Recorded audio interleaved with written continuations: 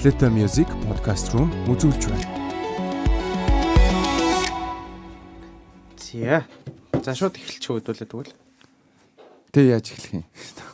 Шууд бусаар эхэлж байна. За. Гөрөг нь яаж эхэлдэг лээ? Мэдгүй. Одоо тэгтээ дугаарынхаа тоог хэлэхгүйгээр л сайн байна уу гэж хэлж тээ. За тэгээд эхэлж. Одоо ер нь ингээ. Ер нь одоо Science Minds podcast дараагийн төвшөндөө гарсан. Энийг дуулгая.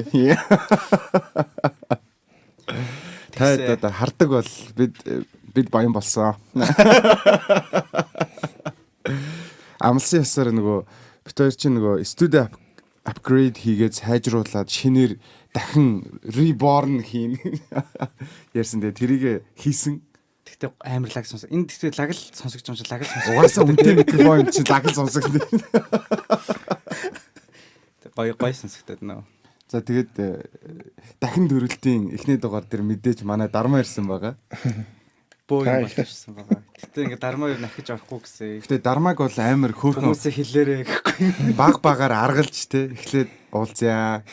Тэ эхлээд зүгээр чийлэрээ hang out хийя. Тэ студи дотор орж ирээд суужангууд нь миний өгшин бас ороо суучаач үзээч гэж аа шоу ректаар.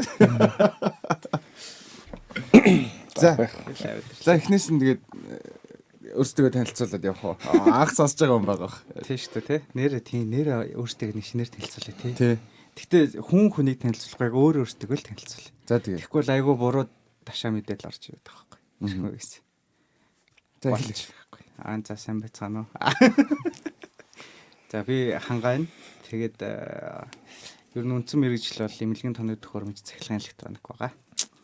Одоо сүүл рүүгээ одоо ингээ хоббирч ажиллаж байгаа чиглэл нь ер нь 3 чиглэл рүү ажиллаад байна. Нэгт болохоор ЭЭТ холбоотой юм дээр ажиллаад байна.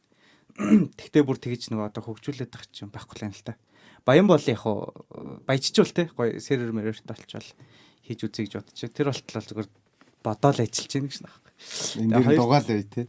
Хоёр дахь юу нь болохоор ер нь генетик рүү ажилласаар байгаа. Тэгээ гурав дахь нь болохоор физик хэмжлэг одоо юм шаарч байна. Ялангуяа физик хэмжлэгийн тооны төхөөрөмжүүд үнэхээр гайхалтай байгаа. Тэгэл түр сонирхолоноос яг хийж холбоотой л байгаа л та. Гэхдээ илүү сонирхож байгаа нь энэ гурав байгаа.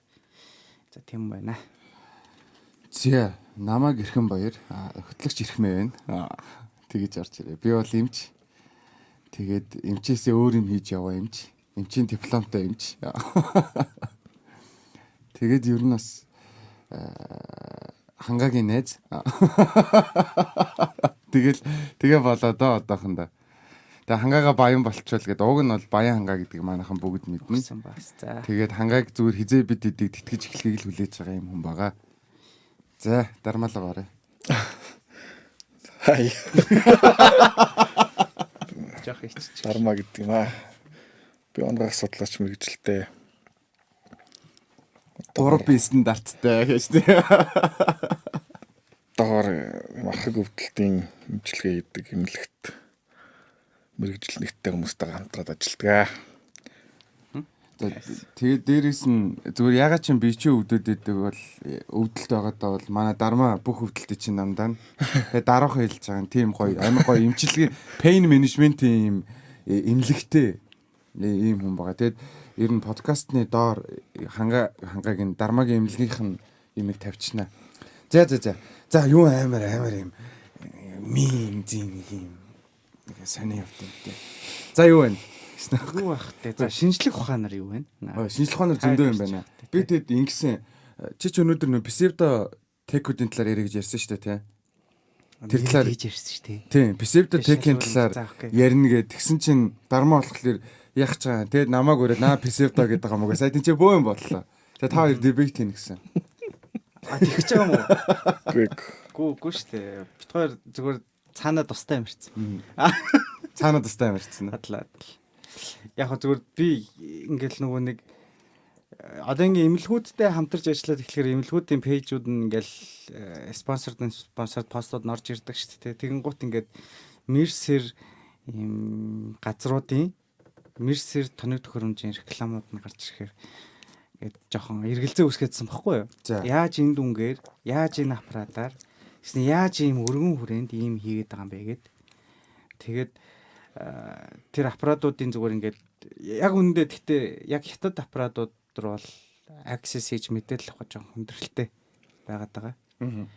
Сайтн дээр бол зүгээр Монголд реклам дээр тавьсан байгаа юм л тавьсан болохоос яг арднаага технологи уул нь ингээд том одоо брэндүүд шүү дээ. Тэд нар чинь ингээд сайт руу норонгууд манах ингээд product гэдэг нэг тааптай тий хөгжүүлэлтийн нэг юм тааптай тэгэл сүүлд ийм пейпер гаргасан ч гэдэг юм уу. Тийм мэдээлэлүүд байхгүй айгу хомс хүндрэлтэй л байна. Тэгээд яг нэр цохол дайрчих юм байна. Хүмүүс сонсож байгаа хүмүүсийг энд бити ороор энэ бол сave доош шүү гэдэг. Тэгээ харин тэг яг баталгаатай хардталт бол амар өндөр байгаа. Гэхдээ баталгаатай шууд ингээд болохгүй эн чинь боломжгүй гэж хардж байгаас өнцгөө яриа л та хэдүүлээ.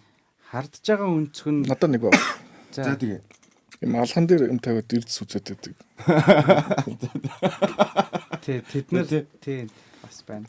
Тэр ихтэй одоо зүгээр таамаглал л да. Яаж алган дээр байгаад за би болохоор энэ алганы хэгээр ирээдүйд тодорхойлдог гэдэг шүү дээ. Тэгээ тэрнлөө бол бас орё гэж нэг хальт бодсон. Тэгээд одоо зүгээр хэдүүлээ нэг юм тэрийг зөв өнцгөр нэг харах гад үзэдэх үү.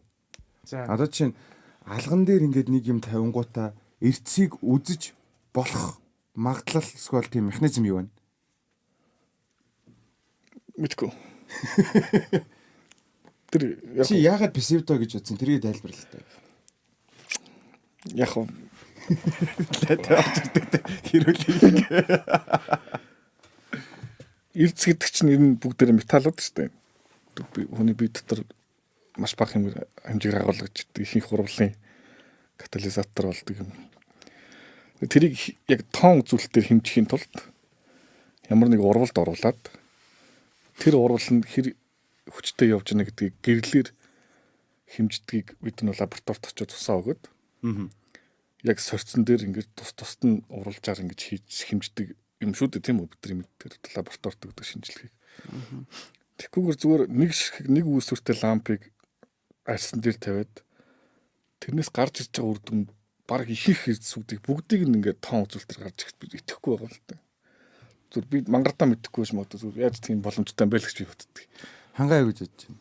би бол стандарт чинь no comment. Ер нь тэрнтэй холбоотой ийм дэвшлээ технологи гарсан. Ингэж ажилдаг гэсэн тайлбар бол би бол уншиж байгааг болохоор мэдэхгүй байна. Бас ястаа мангартаа мэдэхгүй л байгаа л тийм. Яг зүгээр одоо чинь тэр нэг үзүүрт байгаа даачкнаас ингээ олон магадгүй ингээд юм олон янзын ийм урттай гэрлүүдийг эсвэл лампууд нэг ламп харагдж байгаа юм шиг мөртөөсөө дотроо юм олон янзын юм урттай тийм байвал тэгж хэмжихүү дээ. Тийм хэмждэг юм хийсэн бол Нобель найлдрыг өгсөн. Харин тийм Нобель моблийн өгсөн баймаар энэ. Тэгээ бас нэг ийм болор бүтэн биеийн зөвлөгөө онцлогоогийн газар байгаа байхгүй. Би тэгтээ энэ газар л шууд амар критикал дайраагүй шүү за. Зөв яг мэдхгүй болоод гуруулаа ингээд юу ачаа ярилцээ. Яг нөгөө нэг Facebook пэйж руу н ороод үзэхээр бүтэн биений одоо аппарат байгаа байхгүй. Химэл оюухан суйрлуулсан. Тэгээд үнэн нь болохоор маш боломжийн заяа 200,000 төгрөг гитсэн байгаа. За тэгэн гута нэг юм компьютер томографийн гантритай төстэй нэг юм аппарат л хүн ингээд толгоогоор нь оруулаад байгаа зураг тавьсан байгаа байхгүй. Яг орж байгаа хүнийхэн зургийг харсангүй. Тэгээд ямар юмгууд илрүүлдэг вэ гэхээр зүрх судас, хоол боловсруулах энд нь ходоод илэг цөс нойрны булчирхай. Тэгээ амьсгалын зам, бөөр шээсний зам, нөхөн үрчхүү мэдрэл, үе мөч нуруу өвдөг онцлон гэсэн байгаа байхгүй. За тэгээ энэ аппарат нь за би ингээд зүгээр толгоогоор нь орж байгаа зургаар нь яг ингээд өнгөцгөн дүгнэл буруул хэлчихэж магадгүй л т. Гэтэ яаж энэ орсон ингээд нөхөн үрчхүүг нь мэдснээр л бөөр шээсний замыг мэдрэлийн нас үзэл байгаа ингээд 200,000 төгрөгийн аппарат шүү дээ. Тэгээ яг ингээд логикли бодоод үзэхээр 200,000 төгрөгийн аппарат гэдэг чинь за CT яга 120,000 төгрөг гэдэг вэ? Нэгт гимтэл эрсдэл энэ тэрэ мөнгө орж байгаа өндөр хэмжээний эрчим хүч ашиглаж байгаа ч гэдэг юм уу тий. Тэгээ энэ ингээд аппаратыг харахаар 200,000-ын бараг хүн цаг руу яваад аппарат нь ийм одоо юу гэх юм зардал багтай тий нэг өндөр юугаар ашиглаад байдгүй. Тэгээд ийм эмра шиг койл байд юм уу гэхээр яг ийм эмраийн зэрэлт өрөө биш аахгүй өрөөнд дотор зургийг харахаар ингээд тустай ийм эмра чинь ингээд нөгөө сорон зоронгоос хамгаалсан дотор нь ингээд бараг өрөөнд дотор өрөөцсөн байдаг шүү дээ. Тэгэхээр энэ тийм бол биш. Тэгэхээр за энэ сорон зорон бол биш юм байна. За рентген болов уу гэж бодохоор бас рентген толботой мэдээлэл нь харсангүй. Тэгэхээр ямар нэгэн долгионоор хэмждэг юм болов гэж бас бодож үзлээ. Тэгээ тэрнээс бол өөрөөр надад бол яг ингээд одоо энэ ах гэж хэлчих юм толгонд орж ирэхгүй л байгаа юм л та. Тэгээ иймэрхүү аппаратууд зөвхөн Монголд ч биш л дээ. Тэгэл яг энэ тэн зөндөө энтэг мэнтгийн ялангуяа паналын аппаратаас байдаг. Гэтэ энэ дээр бол яг шууд паналын гэж залгаа хэлчихэр жоохон буруу хэлчихлээ. Гэтэ энэ дээр бол би амар ингээд эргэлзээд байгаа бүр яг мэдхийг хүсээд байгаа байхгүй. Тэгээ харин та хоёрыг бас би тэгээ энийг зургаар нь бас гуглдж үзье. Тэгсэн чинь ийм олон имлэгт ашиглаж машигладаг бол биш юм шиг л. Тэгээд шинжлэх ухаан гэдэг чинь өөрөө хэмжихийг л хэлдэг. Тийм хэмж чадж байгаа л өөрчилж болдог. Тэгээ яаж хэмжиж байгаа нь хамгийн чухал шинжлэх ухааны хамгийн чухал үзүүлэлт нь бас арга гаргачлал гэдэг юм. Ямар нэг юм тон утгаар гаргаж ирнэ гэдэг чинь асар мундаг аргал байх хэрэгтэй. Тэрний тайлбар нь болно байвал зүгээр л. Би яг иймэрхүү юм эхлээд ярих гад тэгээд миний гой мэдэл болсон аппаратууд нь Монголд байхгүй юм билээ наазаар. Тийм үү. Тий. Тэгээд тэгтээ яг хүнээс хол тий. Тэгээ манай бас эмчнэр ч бас тийм арай чи юм ахгүй л гүдээ гэж бас бодоо. Тэгээ ер нь нэг ярих шаардлага байна уу гэж За тэгвэл сэдвээ өөрчлөх үү. Тэгээ. За ямар ч байсан мэдгүй. Одоо тэр нөгөө хинээлдгээр хуран алган дээр нь ингээд юу тавиад даачиг тавьснаа бүх эрцийг хэмждэг бол надад ч гэсэн эргэлзээтэй санагдаад байт юм аа. Тэгээд тэр хорооны хээгэр хүүхдийн ирээдүйд тодорхойлоод эмч болно юу болно гэдэг бол Наа чин бол 100% бараг фейк скам. Энэ бол угаасаа энийг анх санаачилсан хүн өөрөө шоронд орцсон байгаа шүү дээ. Тэгээд за хэдүүлээ зүгээр жишээ авлаа гэж утгаа. За одоо хорооны хээ гэдэг чинь хүнд нөгөө дахин давтагдахгүй одоо хүний хамгийн үнэт зүйл учраас ингээ хорооны хээгээр нь гимт хэрэгтнийг хайж болдог те. Эсвэл аливаа нэг юм ингээ хорооныгээр таньж онгоодог ч юм уу. Тиймэрхүү юугаар явж байгаа. За хэдүүлээ төсөөлье. За хорооны хээг нөгөө нэг задгаа битүү те баруун зүүн эргэлттэй энэ төр гэдэг удам зүйн хичээл дээр нэг үздэг штэ. Тэрүүгээр бол удамшлын өвчнөд байх эсгийг нь тодорхойлж ингэж үзэн. За тухайн хүн за одоо чинь улс үндэстэн болон генетикийн хувьд 99.9% адилхан 0.1% ялгаатай гэж үзэж байгаа штэ. Тэгэхээр тэр 0.1% ялгаа чи хүрээлэн бо орчноос хамаарат тухайн үндэстний бие махбодод царай зүс өндөр нам гэд өөр байгаа. Дэстгэн бодох чадамж эрүүлэндээ онцлогч юм уу. За тэгэнгүүт Монголд байгаа за жишээ нь эмчнэрийн дунд бүгднгийнх нь хурууны хээг нь аваад тэгэнгүүтээ тэрэн дундаас нэг иймэрхүү хэмжээтэй байгаа нь эмч болдсон байна гэдгийг нэг хэмжиж үзээд ч юм уу нэг тэгэд явсан бол за яг хөө те энэ нөгөө юм статистикаараа бол тодорхой хэмжээний одоо пи утга нь 0.5-аас доош бол үнэн магталтай гэж үздэг шүү дээ. Тиймэрхүү юм байна. Тим юм ерөөсөө байхгүй. Тэгснээр шууд ингээд хурууны хээг нь авангуудаа, дээрэс нь үсийг авангуудаа тэгээ Франц руу явуулдаг гэж гадагшаач үлээ. Тэгэнгүүт чи эн чинь нөгөө биологийн дээжгээд хүний нууцлалын тухай хууль мөл гэдэг нөгөө энэ уг нь бол нөгөө тагнуул цагдаагийнхан чи хамгийн амар очиж ажиллах хэвээр газар хэвгүй. Тэгээ хүн Монгол хүний юм ингээд үсийг ингээд гадагш нь шүлстэй цуг ингээд амар ихэр явуулаад шүү дээ хил дамнуулаа. Тэгээд биологийн дээж гадагшаа гаргах чинь дахиад тусгай зөвшөөрлөмшөөрөл авдаг. Тэгээд энэ бол нэрнгэсээ яг бүр бүтэн скам яваад байгаа байхгүй. Бүр бүтэн скам. Тэгээд энд итгээд яг ингээд хамаг юм өгж мөгөөд ингээд тэгснэ хүүхдийнхээ ирээдүйг шийдүүлж мэдүүлээд. Тэгээд утга нь бол угаасаа айгүй хөөрхөн явж байгаа. Яг ингээд хүнд таалагдчих болох өнцгүүдийг нь гаргаад хүүхдийн магтана тий. Тэгэнгүүт чи хүүхдээ магтуулж байгаа хүн чинь амар нэрэж манай хүүхд чинь тийм билүү гэж баярлна. Тэгээд яд. Энэ дээр бол надад бас жоохон эмзэглэлтэй хандаад идэм аа. Тэгэд угаасаа би бас хурууны хийгээ өгсөн чинь шахах. Өнөө үгүйг нь мэдэх гэдэг шнэ. За тэгээд дармаа ирсэн байгаа юм чинь дармаагийн юу надад амар гой санагдаад байгаа. Эсвэл чи ярих гэж байна төрүүлж. Юу гэн? Би нөгөө пейн дээр өвдөлттэй. Харин тийм. Ер нь бит хоёр иймэрдүү бас юм ярьд юм уу гэдэг бас. Тийм та хоёрын хэлэх гэж байгаа шинэ ер нь бас рон хийх гэж байгаа бизнес үстэй. Тий, ер нь яг уу жоохноор арай өөр төрлийн төхөөрөмжүүдийг бодол хийгээд нэг 10 жил бол. Эний орчлыг нь би хийчихээ төхөө. Тэгээ та хоёр өргөжлүүлчих төхөө. Ер нь бол шүү дээ сүүлийн үед нөгөө ямар нэгэн байдлаар өвчин хэлж байгаа хүмүүс айгүйх байна. Жишээ над руу ч гişэн ингээ холбогдож байгаа миний толгой ингэж өвдөд байна байнга тий. Миний энэ ингэж өвдөд байна, хүзүү хөшөөд байна, эсвэл дандаа ингэж өвдөд байна гэдэг юм өвдөлтийн зөөрөд бол айгүйх. Тэгээ өвдөд эхлэнгүүт тэн дээр жишээ нь зарим хүмүүс бол массаж хийлгэж байгаа ч юм уу, зарим хүмүүс болохоор одоо юу хийдэг ч юм уу. дураараа им уудаг ч юм уу те. Тэгээ тэр өвдөлт нь намдахгүй. Тэгээ өвдөлт нь ингээ айгүй тогтмол учраас ингээ хархагшаад амьдралын чанарт нь айгүйх нөлөөлөд явж байгаа тийм хүмүүс байгаа. Тэгээ одоо ингээл юм болгон толгоо өвдлөө, энэ өвдлөө гэдэг ингээ зовиртай.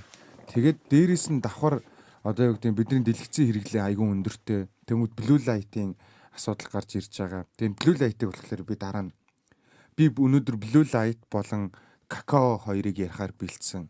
Тэгэхээр та хоёр яриад дуусангууд нь ишиг орч те. За хэдүүлээ тэгээд өвчин гэдгээр ингээд дармагийн тайлбараар эхлэдэг. Өвчин гэж юу вэ? Өвчин бид хаанаас хайдаг байсан бэ? Ёстой юм бэ? Яхаа өвдөлт ахаг өвдөлт өдөр яг тодорхойлт нь бас хэцүү. Энэ тэнднээс салбар өөрөөхөөрөө тайлбарлах. Ямар ч сан хамгийн энгийн юм бол ахаг өвдөлт гэж юу юм бэ гэхээр 9 сараас дээшээ юм уу? Жилээс дээшээ байсан өвдөлтийг ахаг өвдөлтийг ангилчий гэж үзье. За. Тэгээ эн чинь нөө толгоо өвдөж байгаа, хүзүү өсөж байгаа, нуруу өвдөж байгаа, ой дагаж өвдөж байгаа, шилэг өвдөг юу гэдэг бүх өвчин шүү дээ манайхаа. За энэ ахаг өвдөлтүүд дундаа myofascial өвдөлт буюу булчин хальсны өвдөлт гэж айгу том эзэлж байгаа нэг хувь байгаа байхгүй юу?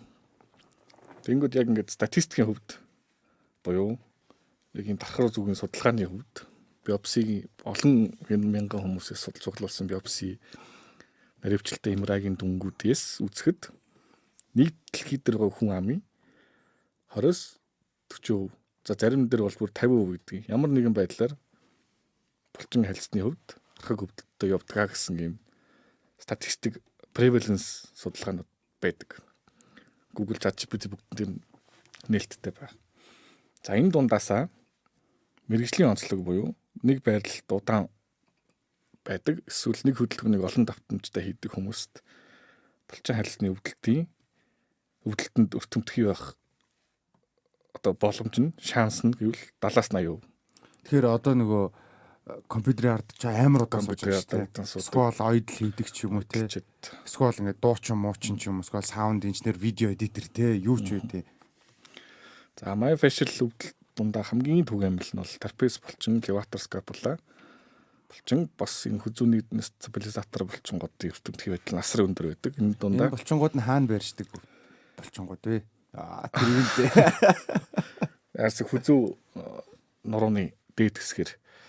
За энэ нөгөө гол асуудал нь ягаад нөгөө ерөөсөө идэгдгүй юм бэ гэдэг юм бол тэнцэн бүтцийн асуудал ерөөсөө үүссээгүй байдаг. Нэг булчингийн зангилаа гэж нэрлэдэг бол чинь ингээ зангирсан юм бол байхгүй. Нэг хэсэг бүлэг эсүүд биологийн идэвхээ алдчихад буцас хэрэггүй тийм хагас үгсэн хагас амьд байдалтай байгаа гэдэг айгүй бүдүүлгэр хэлэх юм бол нэг тийм эсүүд байгаад байгаа гэж боддог. Тэнгүү тэрийг өвдөлтийг тарих маань хүлээж авахдаа айгүй тийм өсгөж amplify буюу одоо тэрийн өвдөлтийг бүр 4-5 дахин өсгөж мэдрэх сенсацлдаг тохиолдлууд их байдаг. Тэр нь ялангуяа эмэгтэйчүүд тохиолддог 3 дахин илүү магадaltaйгаар. За энэ илэрхтээ яг мэдрэлийн өвчнөд айгүй төстэй илэрдэг. Энийг нэг анх нээж исэн эмчнэр нь судалгаа хийдэг хүмүүст нь бол маш тийм тодор тэмдэглэж үлдээсэн байдаг. Фибромиалжиа одоо мэдрэлийн өвдөлтүүд яг гэвэл дагаж өвддөг өвдөлтүүд гарч ирдэг учраас мэдрэлийн өвчнгөөр онцлогдох нь айгүй түгээмэл байдаг. Хоёрдугаар миофасциал өвдөлтийг төдийлөн сургуулиудад эмнэлэг зүүн хичээлдэр нь бас заадаг, дурдж өнгөрдөгөө гэд Америкт нь өөрсдөө бичсэн байдаг. Яг гэвэл тэр бичсэн анхны бичсэн үн нь бол Корнелийг сургууль, Харвард, Yale мэйл том сургуулиуд хүртэл нэг 7 хоногийн туршныг үзсэн болол цаашаа явдаг ч юм уу. Эсвэл ингээд rehabilitation сэргийн засах эмчнэрл гүнсгэрүүлж үздэг гэх жишээ нэ. Тэгэхээр нөгөө ерөнхий general practice эмчнэр маань бас төдийлөн мэдээд байдаггүй. Хинт зааж өгөөг юм чинь. За ер нь бусад нарийн мэргэжлийн эмчнэр бас энийг тийм чухал юм гэж үздэггүй. Тэгсэн мөртлөө өвдөлтийн шинжилгээ ухааны талаасаа баг хамгийн дийлэнх тохиолддог өвдөлт байгаад байгаа байхгүй. Тэгэхээр ер нь одоо чинь нэг байралда удаан суугаад юм хийдэг хүмүүс ингээ ямар нэгэн байдлаар толгой хүзүү үе юмч ямар нэг юм өвдөөд байгаа бол тэр нь 70-80% та саяны статистикаар бол энэ булчин хальсны өвдөлт байх магадaltaй гэж үздэг. Хэрвээ та одоо жишээлбэл нэгтлэн мэргэжилтэй ч юм уу, ойдлчин мэргэжилтэй ч юм уу, видео эдитер ч юм уу ийм хүн болвол Хэрвээ толгойч өвдөөд нүд бүрсийх ч юм уу хаяа ингээд дотор муухаардаг толгой иргэдэг.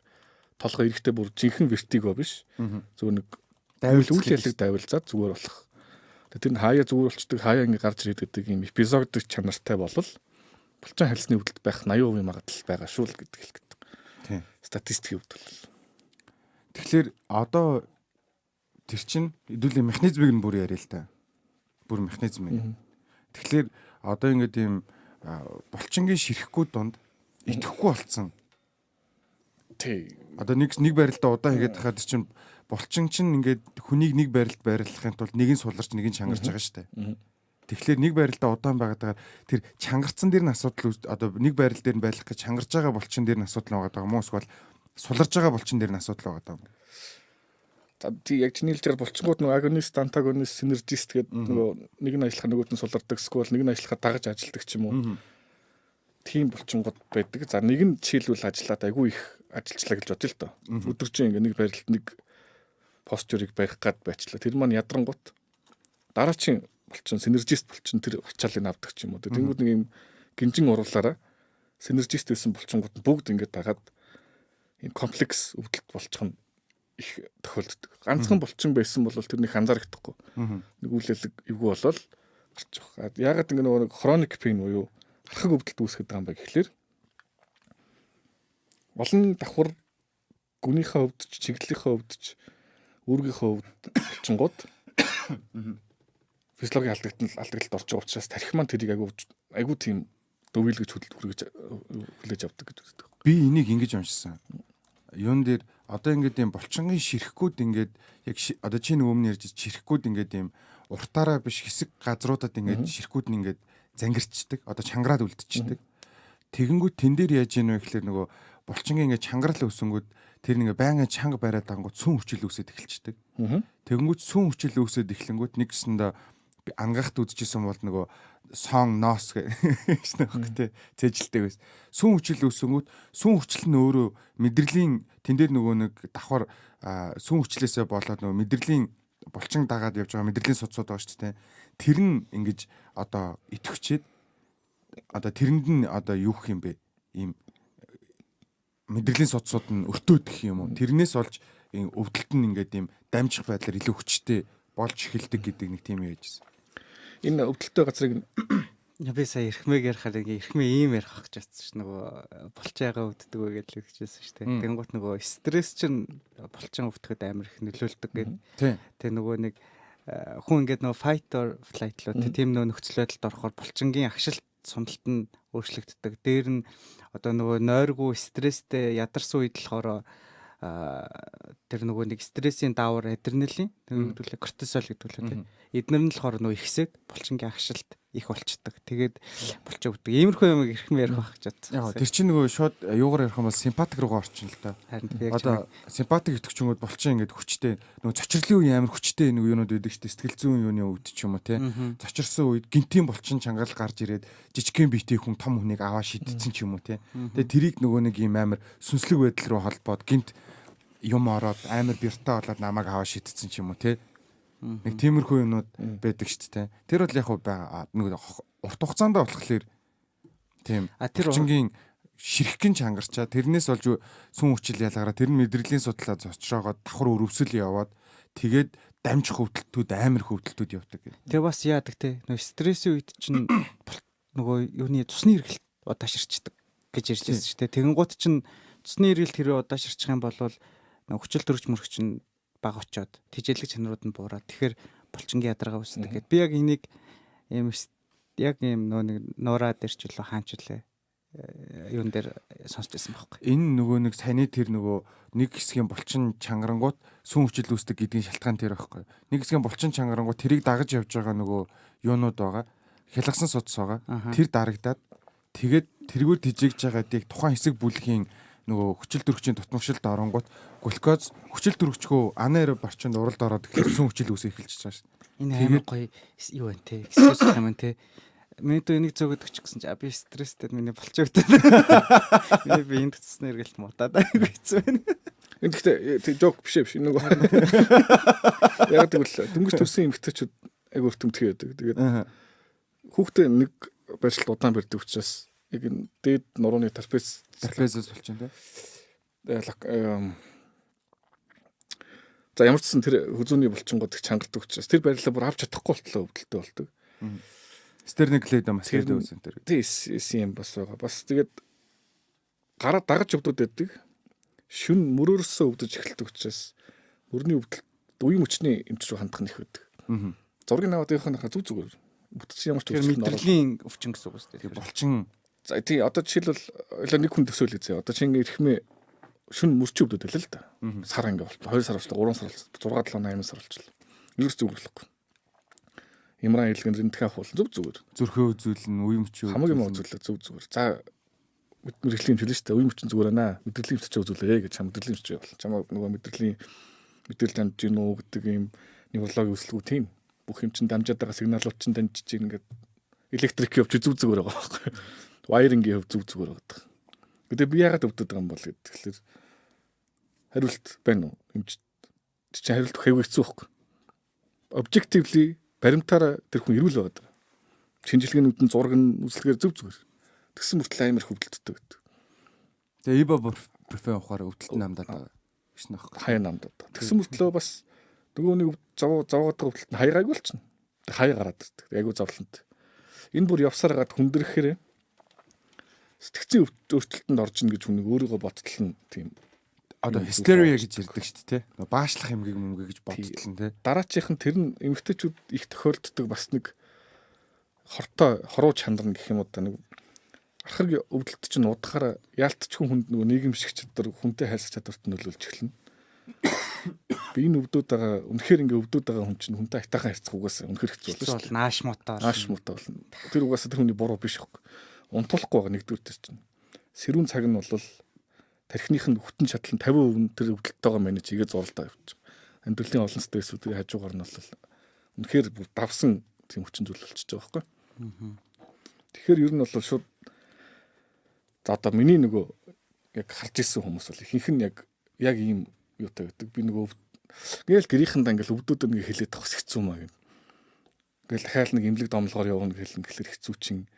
Тэгээ шүн зардал энэ төр гэл те. Шүн босоод өвдөөд байна гэд хажуугийн хүнээс аваагаад чих нөхөдүүдээ заваагаад явах гэл ингээл төвчээ явуулаар улам нөгөө хүн дарагдаал айгуу тийм хэцүү байдалд орж байгаа юм.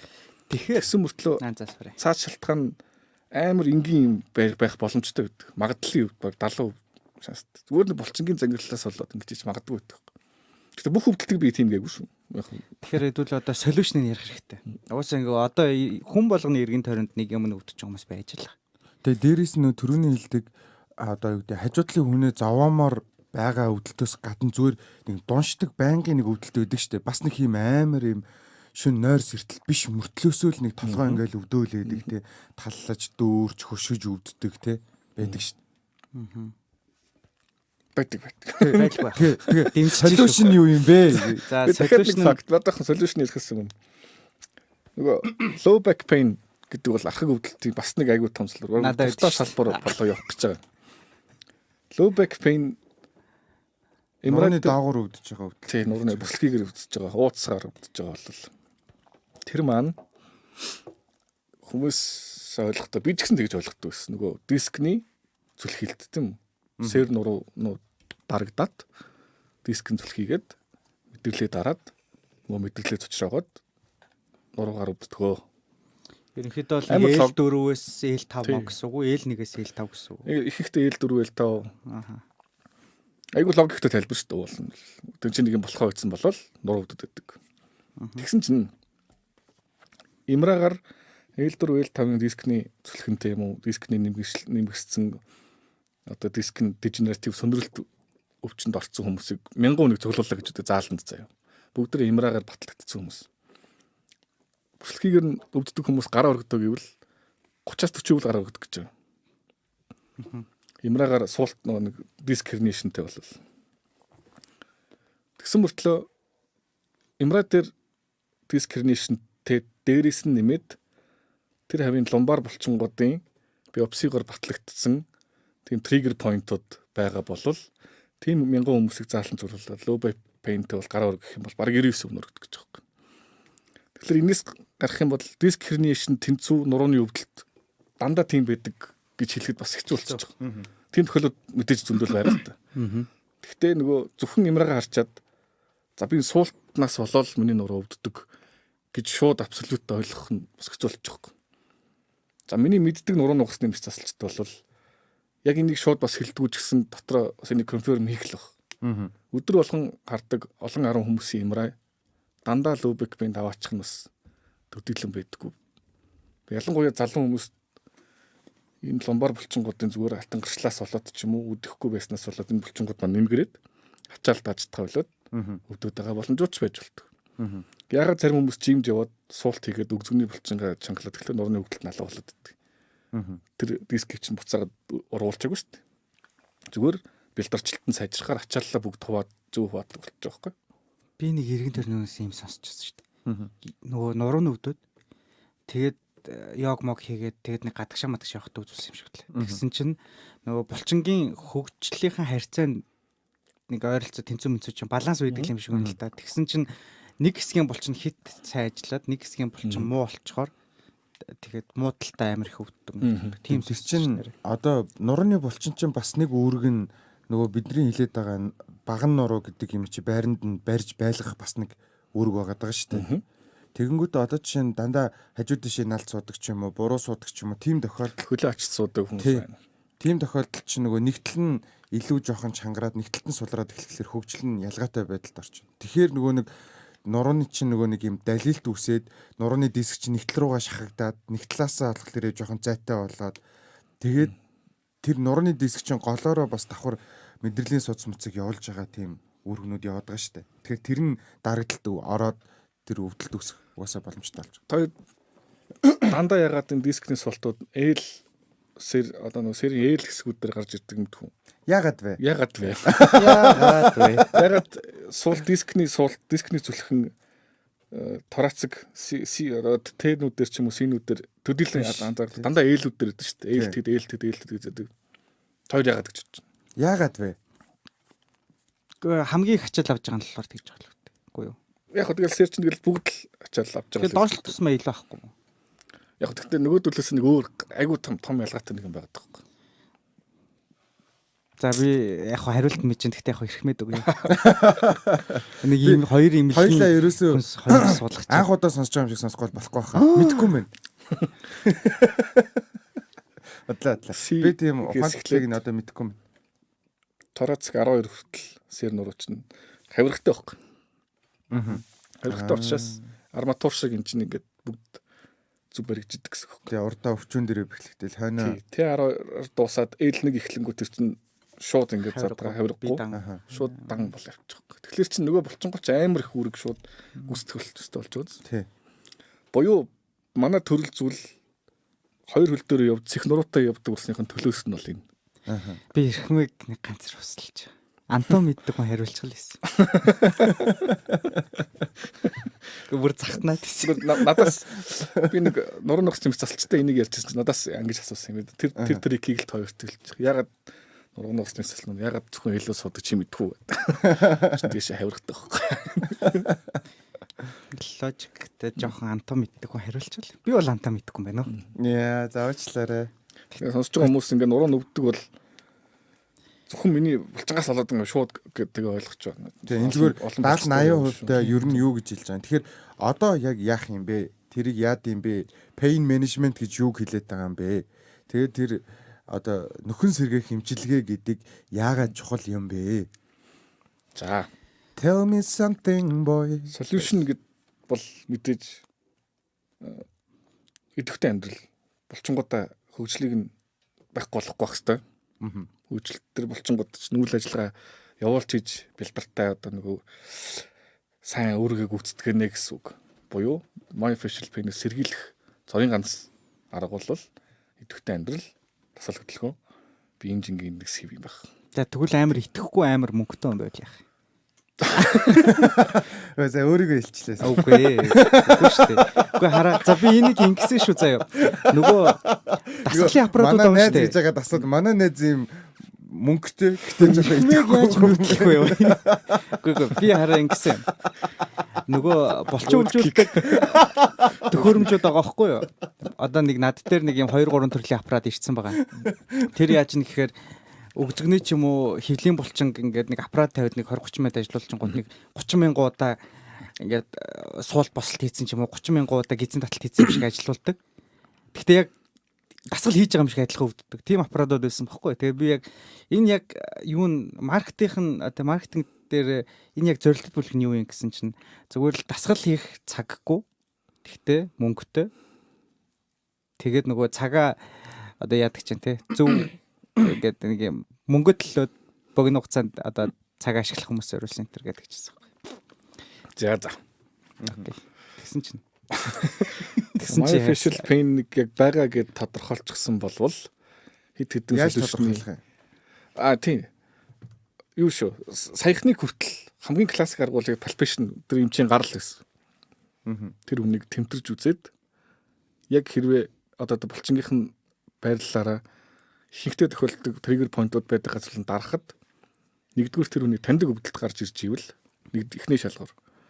Хоёрдугаар шалгуур тэр булчин хангалттай өдөөхөд буюу гараараа ингэж дар тэмтэрж одоо нөгөө техникээр үзэж болох нь байна. Эсвэл дээрэс нь нэг алгометр гэж юм төхөөрөмжөөр дээрээс нь дарж үзэж болох. Эсвэл бүрийн тэвэн шиг зүв хатгах юм бол хатгахад буюу тэр триггер point болсон булчин хангалттай өдөөхөд 20% булчингуудын спазм гарч ирж байгаа бол чангаралтай нэг татганаад тийм үйл ялэг ингээл үйл ялэг спазмдаад болоод ах юм бол триггер point-ийн классик шинжүүдийг бүрдүүлсэн буюу триггер point бах магадлал баг 9 бол явж байгаа байхгүй. Бүтэр булчин нэг юм цэгжилсэн идэхгүй болсон газар байсныг нь тэгэж өдөөж болдог гэсэн үг. За хуучин болвол тийш нь өвчин нандах юм тарж болдог байсан. Буюу яг мэс заслын эмчнэр ихоогоор харж агаад бас тэмтэрч үзэж агаад гүнийг нь тодорхойлоод шууд өвчин нандах юм төрдөг гэсэн. Плакат биш хаа. Мэдхгүй Америкт юу гэдэг би бол мэдхгүй.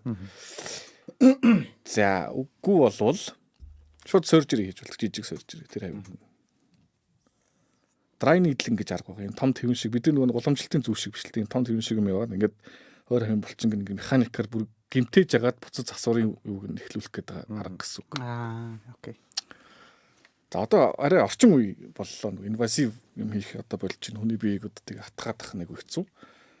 Dry needling хийх qualified эмч одоо тэр ур чадвартай эмчнэр нэг хэцүү байдаг. Яг гэвэл нэг жирийн амбулаторын төвшөнд хийхдээ хэцүү байсан байхгүй. Тэр чинь мэдрэлийн мэс заслын эмч наад өвдөлт мэдрэлийн хөшө булчингаас нь болж байгаа гэж өөрөө онлоо төвшүүлээд өөрөө хариуцаад мэс заслын эмч нь өөрөө хүний бие рүү гэж юм матгах шүү дээ. Тэрнээс биш амбулатороор өөр одоо хөдөлгөөн засалч юм уу өөр хүн тийм хийх боломж байдаггүй байсан байхгүй. Одоо яг нөгөө юу маань хөгжөөд техник технологич хөгжөөд арсыг давсан хүний идрүү юм хангалттай хүчтэй дамжих тийм төлхөөний одоо үйлчлэгээтэй төхөөрөмжөд гарчаад байна. Shockwave. Тийм ээ, shockwave. За тэрний нэг нь shockwave шүү. Тэр лазер масаа болсон нэр. Болно. Тэрэл болно. Гэтэл shockwave.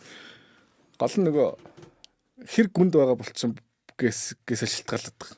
Тэрхий гүнд байгаа бол яг баргийн юм онохгүй байх магадaltaй байдаг л та. Тэгээ өөр нэг бас арга байна. За энэ бүр бид за богинохоор ч нөгөө нойр морьгүй болоод дахар чин одоо ирээдүйд Альцгеймерт болдог ч юм уу. Ер нь нойр дут болохоор ингээд амар олон асуудлууд байгаа шүү дээ. Тэрийг багасгаад амар их нөгөө юу яаж байгаа. Өвчин намдагч сууж байгаа тий. Placebo effect гэж болно. Цэвт ми өгөөл энэ амар сайн. За зүгээр толгойн тийм орж ирсэн юм асаарай. ялч антаа мэддэг юм байна. Харин. Гоё гастай хоёр эмчтэй юм биш хүн ярих харч. Би юм биш. Тийм. Ангаах төгссөн хоёр хүн тий. Төгсөөгүй хүн ярихараас гоё. Яг ангаах бол ангаахын шинжлэх ухааны үндэсний сургуулийг төгссөн. За. За ямар ч байсан тийм өвдөлтийн дундаа нэг юм том үсгүр байгаа мөртлөө ерөөс тоогдохгүй хинч анхаарал хандуулахгүй яваад байсан. Одоо бас нэг юм тренди болоод байгаа бас нэг салбарын нэг солиушнууд нэг байгаа учраас. Ялангуяа эмэгтэйчүүд бас энэ нуруу одоо нэг хамгийн их тохиолддог юм нь бол толгой өвдөх. Одоо бид нар хоёрын хөрөх гэж ярьдаг шүү дээ. Тэр бол яг жинхэнэ классик триггер point нэг жишээ. Хүзүү хөшөөж болчихно. Сэрвэ болчихно. Тий. Тэр чинь хүзүүн дээр нэг юм үүсчихэд тэрийн зөгч мөхөд шокоо яриад хийдэг шүү дээ. Тэгээд shockwave гэж юу яриад байгаа юм бэ гэхэл нөгөө 80-аад оноос эхлээд бөөрийн чулуу гаднаас нь задлах технологийн эргэлтэнд гарч ирсэн юм технологи байна. ESWL. Бөөрийн чулуу гаднаас нь төлгөнөөр буталдаг. Тэр маань явсаар багад нөгөө нэг ингээд зөүлийн дэмжлэгэнд ороод байгаа байхгүй. Тэгтээ бас харин тийм. Би яг надад Дармаа болохоор нэг аппаратыг хоёр талаас нь харцсан л л дээ. Дармаа болохоор яг энэ эмгтээчүүд энэ төр дээр тийм мэдрэл дээр амар хэрэглэхтэйгээр харцчаад байгаа. Надад болохоор Shockwave болохоор бэлгийн суулрал дээр амар өндөр маркетинг солирч юм таргет манад байгаад байгаа байхгүй. Тэгээ тэр чинь ерөөсөө л ийм юм биш байгаа юм тий. Би зүг ойлгосон бол Shockwave-ээр тэр одоо эрэгтэй хүний эргэтэнг хажуугаас нэгэ гэлтрэж байгаа зохиод тэнгууд нөгөө цусан хангамж нь шатаагүй. Тий, тэнгууд нөгөө ингээд зохиод гэмтээхээр буцааж идгээд цусан хангамж сайжраад байгаа процесс юм шиг байгаа. Тий, нөгөө яг нэрийг нь механотрансдукц гэдэг байгаа нь яг гэмтээхийн наагур эсүүдийг стимул өгөхлөөр өрөвсөлийн процесс эхэлнэ тий. Тий, өрөвсөлийн процесс эхэлнэ гэсэн үг. Яг гэмтээхийн дүнгиж наагур нь тэр эсүүдийг хангалттай стресстүүлэх гэдэг юм шүү дээ. Тий. Итгэхийн стресстүүлэх юм бол гэмтээд гэдэг чинь бүр өгөхөд. Тэр нь яг наагур нь байгаа гэсэн. Тэгэхээр нөгөөдөл чинь намайг авраараа гэдэг тохиогоо гаргаж эхлэх нь дархлааны эсүүд нь очиж сайхан засварын ажиллаа эхлэх нь. Дархлааны эсүүд очихын тулд тийш чинь судасчил сайжрах, замын тавьчих хэвээр. Судсан тэлэн шин судсууд ургадаг. Тэр нөгөө засварын ажил ийшээ ирээрээ гэдэг тохиогол гаднаас нь айгу механик юу илээ? Тэр шин судс үүсдэг механизм чинь дэмждэг neovascularization. Тэр нэг аудийн групп гэдэг Facebook дээр нэг групп байдаг байхгүй. Тэрэн дээр амар олон тийм анимас постууд байдаг байхгүй. Ер нь муудатай яах вэ гэл. Тэгээ тэр чинь ер нь бол судасны эрүүл мэндийг аягүй сайн ерхэд ойлгоцсон дээр бах. Судасны л эрүүл мэнд. Витамин С дутагдчихж болно.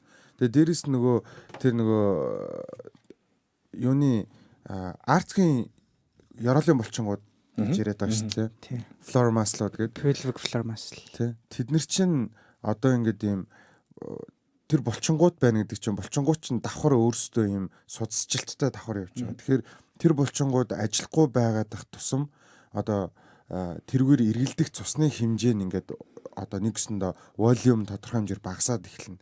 Тэгэхээр одоо юу гэдэг тэр хэсэг газрын одоо цусан хангамж муудах нөхцөл бүрдэнэ гэж үздэг. Тэгэхээр тэр булчингууд чанга байх тусам булчин чин давхар нөгөө цусны эргэлтэнд аягүй сайн нөлөө үзүүлж байгаа шүү дээ. Ялангуяа нөгөө буцаа зүрхлүү явж байгаа венийн судасны хувьд бол тэгэхээр тэр булчингуудыг жишээ нь ингээд буцаагаад нөгөө юуг нь өгөөд сэдэлтийн өгөөд одоо стресстүүлээд өргөслийн процесс яваад судасчлалт нь ихсээд дээрээс нь одоо нөгөө тогоор зохиолж байгаа бас юмуд өгдөг штэ. Тогоор зохиолхлоор өөрөө нөгөө нэг юм дасгалаа хийж чадахгүй бол өмнөөс нь тогоор зохиолж өгч булчингийн чангалаад эхлэнгүүт тэр процесс сайжраад байгаа байхгүй.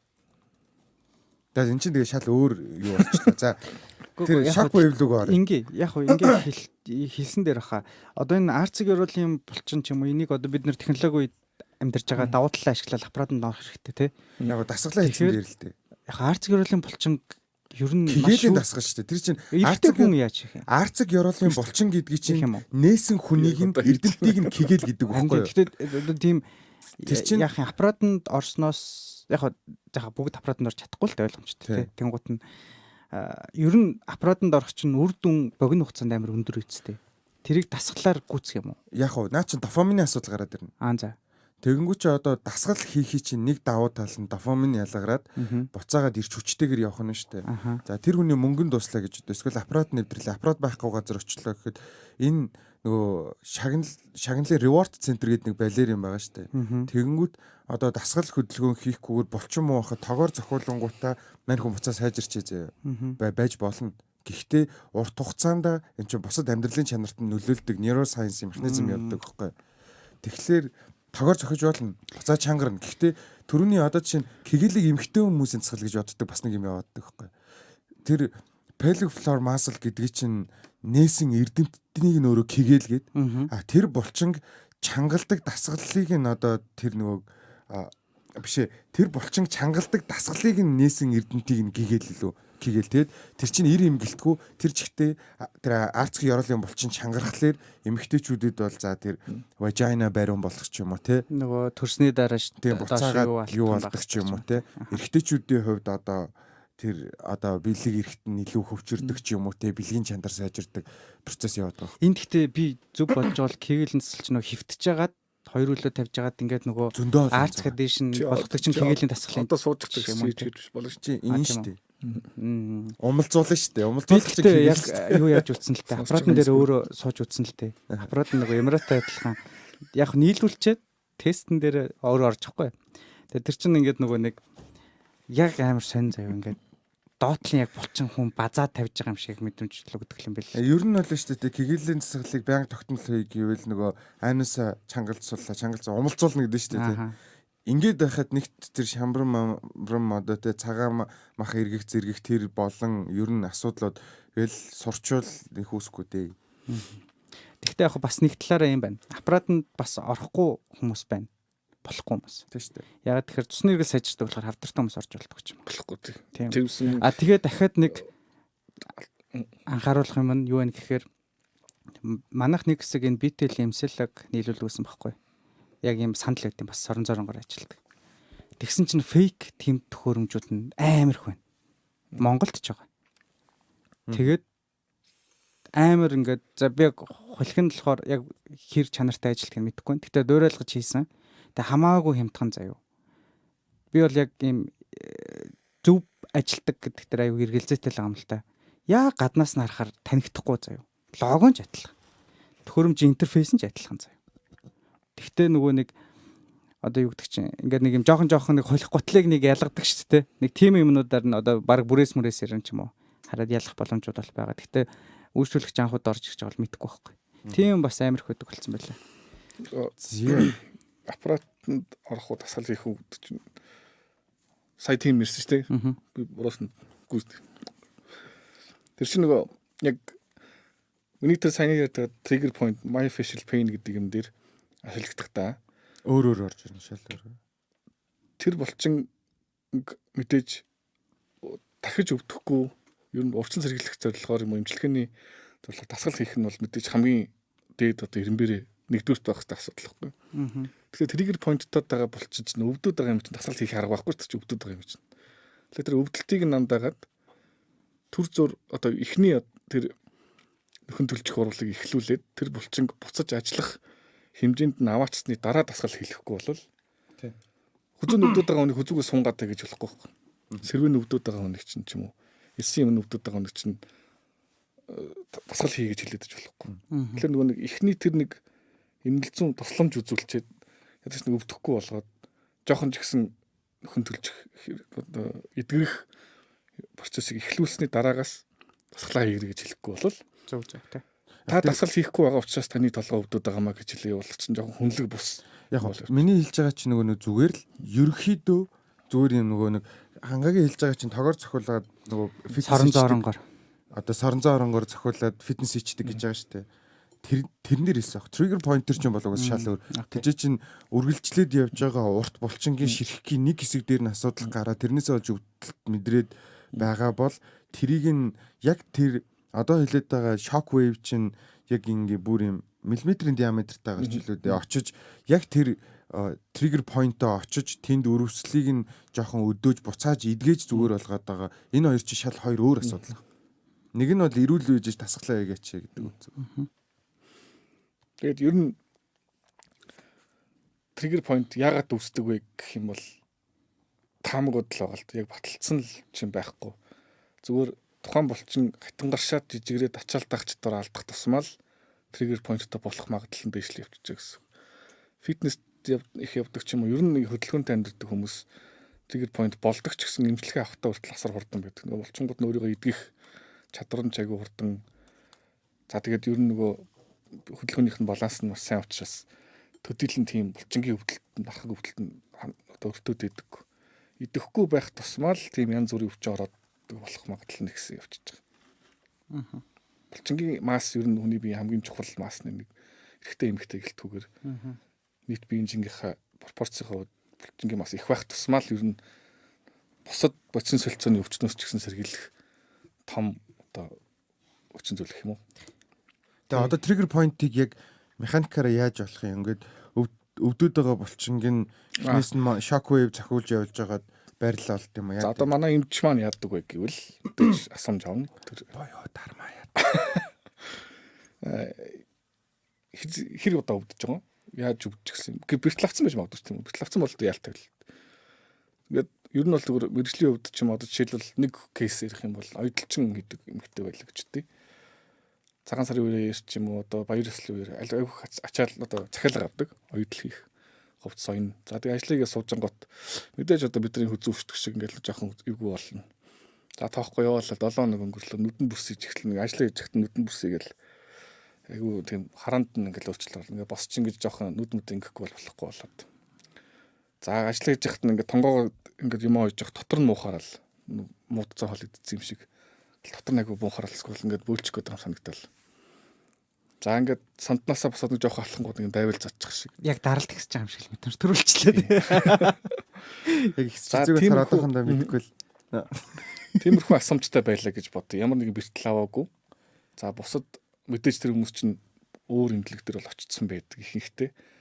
Бусад одоо objectively босон солилцооны өвчин байхгүй, архаг уужиг өвчин байхгүй, хардар мавдар одоо тийм том өвчин байхгүй. Зурган дээр ерөнт бол ирүүл. За тийм байвал магадлал нь нөгөө булчин руугаа ингээл нэгээр жоохон яваалаа гэсэн магадлал. За тэгээ манай эмч манд palpation хийж үзнэ гэж гараараа дарж үзнэ нөгөө байж болох түгээмэл тохиолддог газрууд дарж үзнэ. За мэдээ сервен дээр бол бүгдэнд нь байдаг. Бид энэ хойноос хүзүүнийхээ нь баддаг. За өөр жижиг булчингуудыг өдөөж үзнэ гэсэн үг. За тэгээд ярьж байгаа асамжих хувьд ярьж байгаа симптомоос нь бас аль булчин байх магадaltaй ялгаж болдог. Чихэр атгуулах, нүд бүрсэх, нүдний уухт өвдөх бол юм хүзүүний эссэн юм байх магадлал маш өндөр. Хоолоо иргэнэх ч юм уу, хаяа гороох гэдэг юм санагдах. За эсвэл дагц руу өвчтэй мигрэнт чанга шиг өвдөх ч юм уу. Тарпецийн дээр ширхгүүд байх боломжтой. За мөрлөө гар дагаж өвдөд нь бадараач байгаа юм шиг хаяа болоод байвал юу мэдрэлийн өвчтөнд байж боломжтой ч гэсэн скалин гэдэг булчингийн бас юм байх боломжтой. Тэгэхээр тэргээр нь хөөж trigger point хаана байгаа, аль булчин дээр байгаа гэдгийг deduce хийнэ нэгээр нь ингэж хөөж хаана байх боломжтой вэ гэдгийг хайж олж болно гэсэн үг. Тэгэхээр яг тэрнийхээ дараа л нөгөө тэр нэг shockwave гэдэг юм хүний бие дээр барьж байгаа тасааж үзнэ үг гэхээс шууд нэг юм спа хөрөмж шиг шууд ингээд гүйлгэнэ гэсэн үг ерөөс биш. Тэгээ тэр shockwave бас тийм таатай гоё юм бол биш нүү яг өвчтэй газар руу албаар оноод байгаа учраас асар их өвддөг. Тэр гарч ирж байгаа өвчин бас өөрийнх нь таньдаг өвчин байх тусмаа зөв газар руу гон жоох магадaltaй. Яг ингэж өвддөг юм а шүн яг ингэж өвдөд байгаа юм ажлаа хийж чаг ингэж өвддөг юм а гэвэл зөв булчин байх магадaltaй гэсэн. За тэгээд ер нь цавын ганц солиушн бас мэдээж биш л дээ. Юу ер нь имчилгээний стандартад ороод явж байгаа. Тэгээ ер нь бол гэхдээ юу шүү дээ бид тэдий юу гэж ярих нь яг цагаад талаа эмнэлгээр явал процедураараа л явах хэрэгтэй тийм. Тэгээд тэнд үзүүлэхгүй хаашаа явах вэ? Тэрнээс шууд юм гайхамшигтай энд очиж шууд бүх юм чинь зүгээр болсон бол байхгүй. Процедураараа л явах. Зүгээр л сонин сайхнаас хаалцж байгаа шүү. Гэтэ яг хүмүүс ярихгүй болохгүй хөө. Сонсож байгаа хүмүүс өөрсдөө судалмаар байвал myofascial trigger point гэдэг үгээр олон одоо Google, YouTube, ChatGPT бүгднгээс нас судалж болно. Trigger point ямар онцлогтой жишээлбэл одоо хүн бол IT-ийн мэрэгчлэлтүүд бас их ихтэй юм өвдөлттэй байдаг. Ер нь суудгаа ажилттай хүмүүс баг тийм л үү. Энэ өгзөгний gluteus minimus гэдэг булчингийн trigger point-ос болоод хөл дагаж, гой дагаж өвдөдөх тохиолдол их байна. Залуу хүмүүс дээлсэх юм болчих юм гэж таацсан л дээ. Дармаа ирсэн дээр хэвээр яг эрүүл мэндийн подкаст явж байгаа юм даа. За өөртөө судлаад сонирхоод үзээрэй айгуу тийм сонирхолтой. Бидний юусаа бодж үзээгүй. Гэхдээ ийм сонио. Би одоо ингээл янз янзын science magazine унш. Science сэтгүүлтэй янз янз юм уншиж шít. Тэнгуү тэрэн дээр чи ингээд нөгөө нэг ийм хаштагууд байдаг шít. Эрүүл мэнд, environment, амтан юу гэдэг технологи юу ч уншсан заяо. технологич бай, цаг агаарч бай. Явсаар байгаа л яг human гэдэг хаштагтай юм дээр очичдаг шүү дээ. Тэгэл одоо цаг агаар явж байгаа л хүний биед яаж нөлөөлдөг гэж орчдөг ч юм уу тий. Тэгэхээр ялчгүй нөгөө юм эрүүл мэндийн сэдвийг яаж ч ингэдэг нэг юм сонирхолтой юм шиг дайрчих гад байдаг тийм тал байна. Тийм. Тийм. За нэр эрхмэгийн сэдвүүдээс сэдвлээс жоох яриа тий. Юун дээр Какао болон тэгээ би тэр юуг яагаад ярих гэж утсан гэхлээр Blue Light-ыг айгүйх ярих гэж утсан гэхлээр одоогийн нөгөө хүмүүс нэ анхаарал төвлөрөлт нь муудаад байгаа бас дээрэс нь толгоо өвдөж байгаа нэг шалтгаан. Тэгээ ер нь ядраад байгаа, нойргүй болоод байгаа, стресстэй байгаа, ууртай бухимдалтай болоод байгаа, юм мартаж санаад байгаагийн нэг том шалтгаан Blue Light орж ирж байгаа байхгүй. Тэгэхээр Blue Light гэхлээр бидний нүдэнд харагдаж байгаа гэрлийн спектрт байдаг хамгийн богино бөгөөд хамгийн өндөр энергитэй гэрэл болж тарж байгаа. Энэ байгалийн их үүсвэр нь бол нар болж байгаа. Яг химэл их үүсвэр нь бол дэлгэц орж ирж байгаа. Утас, ноутбук, компьютер, зурагт эдгээр дэлгэцүүд. Тэгэхээр нөгөө энэ өөрөө хэд хэдэн нөлөө үзүүлээд байгаа. Тэгэхээр нэгт нөгөө Blue Light айгүй өндөр энергитэй гэрэл учраас нүдний стрессийг айгүй ихээр болгоод тэгээ энэ өөрөө нөгөө нүдний фоторецепторуудад айгүйх нөлөөлөөд ингэснээр нөгөө нэг аливаа нэг юм өнгийг ялгаж харах чадамж нь ингээд өнгийг мэдрэх чадамж нь буураад эхэлдэг гэсэн. Тэгээ нэг хүүхэд байхдаа бид нэр илүү тод хардаг байсан баг бахтай энтер гэдэг нь ер нь Blue Light-ийн нөлөө болж таарад байгаа байхгүй. Тэгэхээр өнгөний ялгарлыг ингээд айгүй багасгах тусмаа neuroscience-аараа бол хөрөөлөн буу орчноос ажиргалтай мэдрэмж буюу happiness hormone ялгарах одоо процесс нь багасч чинь гэсэн. За тэгээд дээрэс нь бидний нөгөө нэг нүд чинь ингээд ийм ойрын юмыг харахад ингээд ийм хүүхэн хараа юм одоо энэ ч одоо ийм ямар бол хүнхэр биш энийг бүдүүн бөөрмөрх юу? Тийм хүүхэн хараа юм нарийсахын тулд ингээд булчингууд нь ингээд ийм одоо хүүхэн харааг ийм одоо гүдгэр гэж байна. Болгож байгаа байхгүй надрах юм яа. Тий нэр орж ирэхгүй. Тэгэнгүүт холын юмыг харахаар буцаага тэнийн гэсэн. Ойрын юм харахад агшин гэх юм уу. Тэгэнгүүт Blue Light болохоор яг энэ дээр айгүйх ачаал өгөнгүүтээ нөгөө ойрын юм л удаан харахад угаасаа ойрын юм дээр фокуслахын тулд хүүхэн харааны байрлал одоо өөрчлөгдөн. Нэмээд Blue Light орчихлоор стресс нөгөнгүүтээ холын юм л удаан тэнийгээд эхлэнгүүт шууд хараа бодох байдлаар орчиж байгаа. Тэгээд нөгөө нэг хатан яадан төглөө нүдний энэ юу гэж чинь нэг юм руугаа одоо дандаа ойрын юм руу хараад тахарч үлээ нөгөө юм. Одоо тэр одоо байдлаар чангарчин гэсэн. Тийм.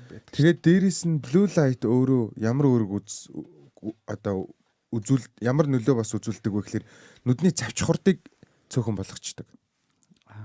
Тэгэхээр нүдний цавчхурд цөөхөн болохлээр бидний нөгөө нулимс нүдний гадарга дээр очиж нүдийг нөгөө нэг юм чигтэй байлгах процесс удаан болоод эхлэнгүүт бидний нөгөө нэг юм нүд юутай болно гэж ярьдаг. Нүд хураашин тэгээд нөгөө цилиндртэй болно гэж ярьдаг шүү дээ. Тэгэхээр нүд хураашаад тахлаа цилиндртэй болдог. За энэ бол эхний нэг процесс нь орж ирж байгаа. Хоёрт нь болохоор Blue Light өөрөө шууд бүр ингээд directly бүр ингээд шууд нойрны дааварт нөлөөлдөг. Тэгээд нойрны дааварт нөлөөлөхлөөр Blue Light байгаа тохиолдолд тэр бас нөгөө хүний нойронд шууд нөлөөлнө гэсэн.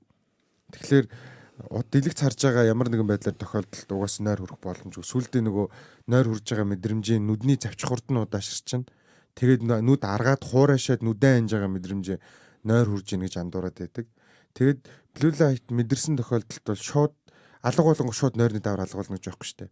Тэгчээд уцаа үзээд би нэг 10-20 минут болоод 10-20 минут хүрсэн ч гэсэн миний нойр хүрэхгүй нэ гэдэг юм яриад байдаг.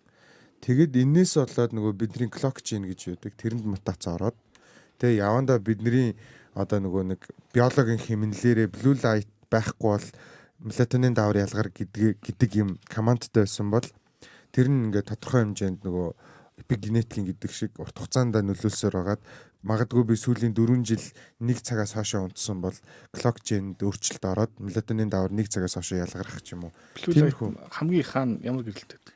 Байгалийн их үүсвэр нь бол нар. Бусд нь бол дэлгэцнээс орж ирдэг.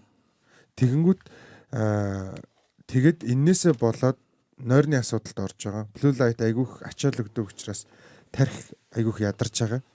Тэгээд ялангуяа social орж ирээд асарх мэдээлэл ороод ирэнгүүт тарих их амар ядраад тэрнээсээ болоод ууртаа уцаартай болох те үс цайх, эрт цайх ч юм уу те. Тэгээд стрессийн бүх мартаж сандаг бүх шинж тэмдгүүд гарч ирж байгаа байхгүй. Тэгэнгүүт энэ дээр уг нь хідүүлээ тэр blue light фильтртэй шил оруулж ирсэн бол одоо арсын болох юм шууд амар бизнес болох юм шүү дээ. Тэг байдаг үстэй. Зүгээр хідүүлээ өөртөө оруулж манайх зарж байгаа шилнүүд байдаг үстэй тий. Янз янз. Тэгэхдээ хамгийн ихтэй болно шүү дээ тий. Судлаад үзэнгүүт 20,000 30,000 за 100,000 төгрөгийн шил бол blue light-ыг бол фильтр хийнэ гэж байхгүй. Багадаа $100-оос дээш үнэтэй байгаа байхгүй. Яг 90-с дээш фильтр цэтгэн. 100-аас $150 тэрнээс дээш үнэтэй. Тэгээ хүнд байх уу? Зүгээр шилний чанартай л байхгүй. Тэг жинд бол нөлөөлөхгүй юм. Жинд бол нэг нөлөөлөхгүй. Тэгэхээр яг тийм blue light-тэй шил авах юм бол яг одоогийн амьдралын нөхцөлд бидний амьдралын чанар ингээд дахиад 90% дээшлэх боломж гарч ирж байна гэсэн үг байхгүй. Яг оюуны чадамж гэх юм уу? Нойр, тархины стрессийн орондоо уцаа бүтгэж үзэл гэсэн үг үстэй. Тэр чинь орондоо ч өдөрч хамаагүй. Ялах шүү. Өдөр нар байгаа, нарнаас гадна эндээс ирж байгаа дэлгэц бүгд орж ирж байгаа. Үн тэг дармаа ярьжсэн тэг. Өглөөний нарыг ингээд нүдэнэ харахаар нойр сайн авдаг гэж хэлв. Гэхдээ нэг тиймэрдүү юм хэлчихсэн юм аа. Тэгээ би тэрнээс хойш ер нь пласебодод нөө ягаад тэ нүглөө ингээд нармаар л ингээд нүдэнэ харахаар нэрэл оройн унтаад байгаа юм санагдав. Why? Харин тийм тэр why вэ? Тэрийг мэдэхгүй шүү. Зүгээр яг нөгөө гал асч байгаа гал руу түүдэг галны урд сууганы нойр өрөөдөд шүү дээ. Инфраред гэрлийн нөлөөнд би бол пласебодсан юм байна л та. Инфраредийн удаан нөлөөнд удаан байхлаар мелатонины зохицуулга хэвийн гормоор явдгаа л гэж Хьюберманы хэлж сонсч байсан. Галнаас бол blue light гэхээс юунаас нар ч нөр blue light байх байхгүй. Тэг хиймэл хүүсүүрээс гарч байгаа конфликт үүсчлээ надаа. Үгүй би яг нь Хьюберманы хэлсэн юм гэлээс тэр нэг өглөө гол нь сэрчээд яг кортизол тэр чи ихсэж явах цаг юм шүү дээ. Яг ингээд бүх юм сэрэрэг гэж байгаа метер одоо гэрэлтэг орчинд их байх юм бол ритм зөв эхлээд өдөр дуусахад яг дуусах мелатонин зурж ялгарх одоо ритм зөв болох хүчтэй л байхгүй. Тэгэхгүй өглөө босчоод харанхуй газар байж байжсэн аа. Харин тий. Гэрэл рүү гарч марж ингэж байжсэн. Буцаж харанхуй ороод нөгөө чинь зүдэлдэх гэдэг шүү дээ. Тий. Тэгэл нөө цэцэг мэцгүү чинь нөө нарлуу ингэж өглөө шүү дээ. Тий. Би ч цэцгэлтэй. Би ч бас өглөө ингэж нар даагаал харж байна. Нар дагаал хараад байна. Жоохон байхад л тэгдэг гэсэн угаасаа. Нар мандсан байна босоороо гэдэг. Гэтэ ямар ч байсан би туршлагаасаа хэлэхэд чиний плацебо биш үхаа. Тэг яг шинжлэх ухаан байхаа. Би нөгөө эскэж нуул руу явдаг шүү дээ. Өглөө ирж явдаг байхгүй. Тэгээ өдөр чинь наранд тохлоор өөрөө амар нөр ирдэг. Физикли ядарсан байгаа ч гэсэн нэг юм яг ялчгүй яг юм эрүүлэр 9 10 үедээ нөр ирдэг. Тэгэхээр blue light-а шууд зохицуулт. Тэгэхээр хэдүүлээ ямар нэгэн байдлаар blue light фильтртэй шил яг чанартайг нь шүү. Чанаргүй зүгээр улаан өнгийн юм тавьсан шилнүү зөндөө байгаа. Харин тийм ээ. Хамгийн багтаа сайн чанартай үнэхээр яг эрүү хэмжээнд 100-аас дээш $100 үнэтэй билээ. Тэгэхээр тэрийг нь аваад үзэх юм бол blue light бол одоо яг бидний амьдралын чанар унж байгаа хамгийн том шалтгаануудын нэг рүү ороод ирж байгаа. Тэгэхээр энийгээ бид нэг бол одоо нөгөө зохицуулга хэрэглээд дэлгэц хэрэглэх цагаа бүр ингээд юм өдрийн дундаж цагийг нэг цаг маг руу аваачих нийлээд штэ. Үгүй бол фильтртэй шилийг нь аваад тийм байдлаар явахгүй бол одоо бид нар чинь ингээд юм тэртээ тэргүй амьдралын шаардлагаар юм байгаа юм чинь тэрийгэ дагаж хамгаалах нөхцлүүд нь өөрчлөгдөд явах хэрэгтэй юм болов гэж бодод байна. Надаа би яг наадах дэсч байгаа асуудалтай байгаад байдаг нь фотосинтез гэдэг юм чинь ургамлууд над blue light-аас чинь болж ургаж байгаа шүү дээ. Энерги авч байгаа шүү дээ. Нарнаас ганц энерги авах. Тэр чинь ганц одоо нөгөө дамжуулах мессенжер нь гэрэл юм чинь. Тэгээд эндээс ингээд зүхтаад байвал дэмий юм шүү. Би хараан дээр ярьж байгаа шүү дээ. Тэрнээс бидний арьсны гадрах дээр ирж байгаа юугаар бол D витамин бие бүтэн юугаар гэвэл дээрээс нь фотосинтез явахын тулд чинь ногоон ургамал хамгаалал гэдэг юм уу тий. Тэг нүдэн хамгаал. Нүдээр ирж байгаа стрессээр тарих амар явж байгаа гэсэн үг байхгүй. Тэрнээс бие бүтэн улаан юугаар яана гэсэн юм байна. Дээрээс нь фотосинтезийн уруулыг чи хүнтэй харьцуулаад тахтай. Тэн дээр чи шал өөр механизм зөв байгаль. Бид нар чи C2 борлуулагч болохоос A2 үйлдвэрлэгч яг барилгын л нэг процесс юм чинь гэхгүй. Тэгээ тэр чинь юм байхгүй. Байнга зүүн гэсэн үг шүү дээ. Дэлгэц ширтэх нөгөө утас үзэх компьютер яах нөгөө blue light-ийг ачаал авж байгаа уюуд дээр тэрийг хэрэглэнэ гэсэн үг байхгүй. Ер нь л эрхмийн хэлж байгаа сан одоо нөгөө трейд яг мэдгүй л нэлээ трейд хийдэг хүмүүс чинь одоо өдөр шөнөгөө дэлгэх зардаг шүү дээ. Тийм хүмүүс бол наад зах нь тийм шилээ авах юм бол матлал санахаа болно. Амар сайн шийдвэр гаргана гэсэн үг байхгүй. Тийм л юм хэлээд байгаа шүү дээ. Тэрнээс нарны гэрлээс зогтно гэсэн үг шил дээ. Би нэр амар сони юм уншсан ш нэрэ. Одоо та Google дээр үзээрэй заяа зөндөө гарч ирнэ. Энэ яг 100% батлаагүй байгаа ч гэсэн Майнс юм уу те? үгүй энэ бүр одоо Washington Medicine, Science Alert, UC San Francisco, Alzheimer Check-up бүгдээрэн дээр байна л да. Нөгөө нойрны уугаад байгаа хүмүүс дээр одоо мартад сандаг хүчин, Alzheimer-ийн төрлийн янз янзын хүчин байна шүү дээ. Энийний нөгөө нэг риск нь амар багасж байна. Тэгээд ийм бол гэхдээ байнга битэр хэрэглэр гэсэн үг биш. Гэхдээ яг хэрэглэсний үр дүнд ийм юм анзаарэгдсэн байна гэж гарсан зүйл. Нойргүй байгаа хүмүүс дээр нойрны хэмнэлийн зөв болгочингууд Alzheimer эрсдэл нь бага болоод байгаа юм шүү. Тэгэнгუთ ерөөсөө поинтн дээр байхгүй. Ер нь одоо ингээ манайхан чинь ковидос хойш амар их март сандаг боллоо гэж яриад байгаа шүү дээ. Сая эрхмийг ярьж явах надад бодогдсон байхгүй. Энэ зөвхөн ковид ш. Дэлгэцэн хэрэглээ ковидос хойш бүр амар их гэсэн байж болно шүү дээ. Тэр үе чинь хүмүүс бүгд гэртээ байж байгаа л яг нөгөө дэлгэцэн додтолтод орсон ч юм уу тий. Тэгээд орой унтж чадах болсон юм зөндөө байгаа. Цаасны хэрэглээ багасаад эхлэнгүүт чинь нөгөө бүх юм юуруу гараад ирж байгаа компьютер руугаа. Тэгэнгუთ хэрвээ тим дээрээ тулцсан бол ерөөсөө нөгөө асуудлаа мэддэг бол шийдэж чадна шүү дээ. Тэгэхээр асуудал нь бол ерөөсөө л нойр амар чухал байна. Хэмжиж чадчих бол шийдэж чадна шүү дээ. Нойрыг үстэй амар хэмжиж тийм ярьж байгаа. Нойрны клиник энэ төргээ гарцсан. Нойр хэмжүүлээд тах чаа. Тэгэхээр энэ хоёрдугаар юун дээр байгаа те. Нөгөө юуны Чингисийн музейгийн уртлын нөгөө тийм үү.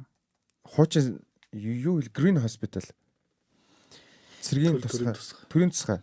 Тэн дээр чинь нойрны клиник гэдэг яг нойр морины хэмжээд байл шүү дээ. Тэгээ ер нь бол энэ хийж байгаа судалгаа бол богино хугацаанд хийгдсэн судалгаанууд байгаа даа. Яа тэгэхээр угаасаа уудж байгаа хүмүүсийн хэд дээр нь очвол 2-3 цагийн л хийсэн судалгаа. Хоёр дээр ковидын вакцины хэлснээс болоод ингээд би ийм болцсон тийм болцсон гэдгийг юу гэж бод. Би бүр гэхдээ ковидын вакцины сайн талуудыг хүртэл уншсан шүү дээ. Тэгэхээр яг энэ нь сайн энэ муу гэж хэлэхэд эртэл байгаа гэж байна. Би болохоор миний яг нөгөө тархины хавдрын гений эмчилгээ гэдэг одоо судалгаа хийжсэн шүү дээ. Тэрний яг механизм чинь ковидын вакцины шин төрлийн механизм вакцины үйлдэлж байгаа механизм нөхгүй. mRNA ашиглаж байгаа. Тэгэнгүүт би бол тэрэн дээр яг хөө сайнтай муутай зөндөө олон одоо жишээ нь 1 саяд 10 кейс гарч ирсэн бол тэр амар аюултай гэж хүмүүс хүлээж авдаг ч юм уу те. Тэрэн дээр бол би ч одоо чи антибиотик хэрэглэж байгаа ч гэсэн хэтрүүлээ хэрэглэж байгаа бол мөөгөнцөр болоод эсвэл жишээ нь огт амар юм гидсэн ерөөсөө яагаад ч хүндрэхгүй гидсэн ингээд ийм баасан одоо гидсэн хөдөлгөөн байхгүй болж байгаа хүн дээр антибиотик өндөр тун хэрэглэнгүүд гүйлгчдэг шүү дээ те. Гидсний ашигтай бактерид нөлөөлдөг ч юм уу. Ингээд антибиотик ч гэсэн ингээд өчнөө хүн алж байгаа. Дээрээс нь өчнөө хүн аварж байгаа шүү дээ. Тэгэхээр статистикээр авч үзэх хөл chemical аргаар гаргаж ирсэн юмнууд бол тийм бүгд аюулгүй 100% гэсэн үг шүү дээ. Сайн тал нь муугасаа илүү хувьтай байгаа тохиолдолд тэрийг гаргаж ирж хүмүүст эмчилгээнд л хийгээд байгаа асуудал шүү дээ.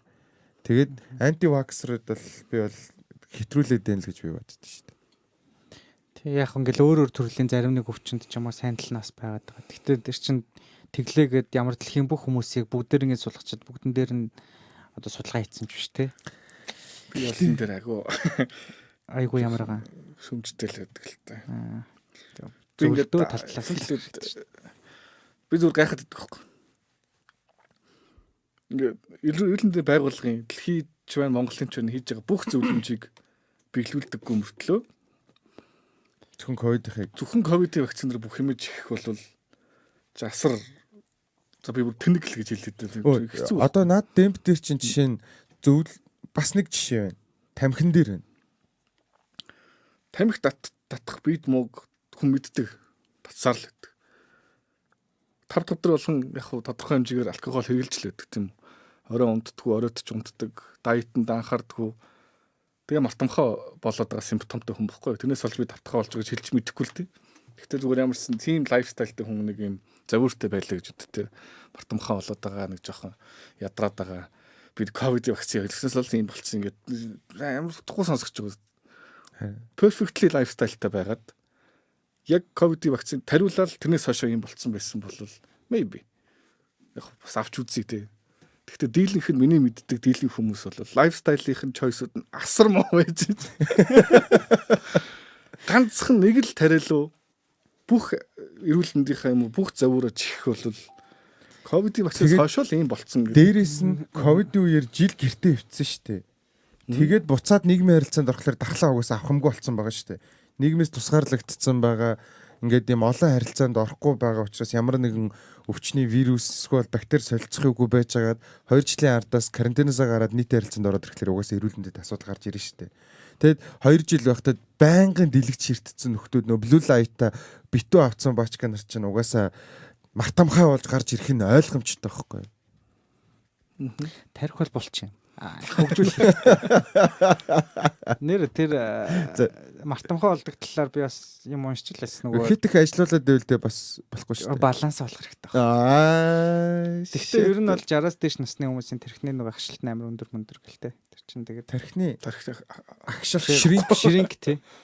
Ийм агших биш. Хэмжээгээр агшилт юм биш те. Агшид сулрахын агшилт биш. Хатгарших гэж. Хатгарших. Шринк.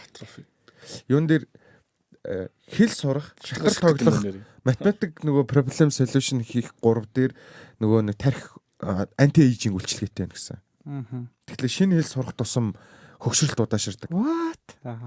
Үгүй шума. Гэсэн судалгаа байсан шүү. Тэрнээс гадна дараагийнхаа нэг юу орчих уу гэж байна. Энийг болох уу? За болио. Какаон дээр ер нь сүүлийн айгуу гоё судалгаанууд гарч ирээд байна. Тэгээд би энэ какао гэдэг чинь ерөнсөө шоколад гэсэн үг шүү дээ. Тэгээд какао чинь шоколадын дотор агуулмж нь хэдтэй байгаас амар янз янз байгаа шүү дээ. Би нэг юм рил үзсэн байхгүй. Тэгээд тэрний юу гэхэлэр шоколад идэд байхлаар үүдэл эсийг дэмждэг юм байна гэдэг юм нэг юм хальт нөгөө гадаад эрдэмтдүүдийн нэг рил явдаг шүү дээ. Тим гарч ирэнгүүт нь би орж уншдаг байхгүй. Тэгэд энэ дээр нэлийн хэдэн судалгаа байна. Тэгээд энэ дундаас яг миний зүгээр сая гаргаж авсан судалгаа нь болохоор энэ нийтдээ нэг 64 дээр нэмэх хасах 3 гэдэг стандарт division 3-тай тэр нь юу гэсэн үг гэхээр 61-ээс 67 насны хооронд хүмүүстээр ингэж хийсэн судалгаа байгаа байхгүй. За тэгээ мань судалгааг болохоор одоо Christian Hayes гэдэг хүн судалгаа хийгээд The Journal of American College of Cardiology гэдэг сэтгүүлийн 36 дахь улирлын 3 дахь сэтгүүл болж ингэж гаргасан юм судалгаа байгаа байхгүй. За тэгээ энэ судалгаан дээр яасан гэхээр 2 янзаар ерөөхдөө хүмүүстэй үзсэн байгаа. Тэр нь одоо хүмүүсээ болохоор 30 өдрийн турш ерөөхдөө судалгааг нийтдээ 16 он дээр хийсэн байгаа. 16 он дээр хийхдээ 3 бүлэг болгосон байгаа. Нэг нь хяналтын бүлэг болгоод энэ судалгаа болохоор санаандгүй төврийн аргаар хяналтын бүлэгтээ хийгдсэн судалгаа байдаг байхгүй. Тэгээд энэ дээр болохоор нэг нь болохоор хяналтын бүлэг байгаа. Нөгөө хоёр дээр нь болохоор 2 янзаар. Нэг нь өндөр какаоны агуулмжтай буюу 375 мг-тай. Биш 375 мг-тай. 375 мг-тай. Нөгөөх нь болохоор бага агуулмжтай буюу 9 мг-тай. Тэг өдөрт 2-оор ингэж өгсөн байгаа. За тэгмүүд какаон дээр ямар нөлөөллүүд гарч ирсэн бэ гэхлээр нэгсэндээ энийг болохоор энэ судалгаануудыг хүмүүсийн сонгож авахдаа нөгөө титэм судасны нөгөө нарийнсалтай хүмүүс байдаг шүү дээ тий.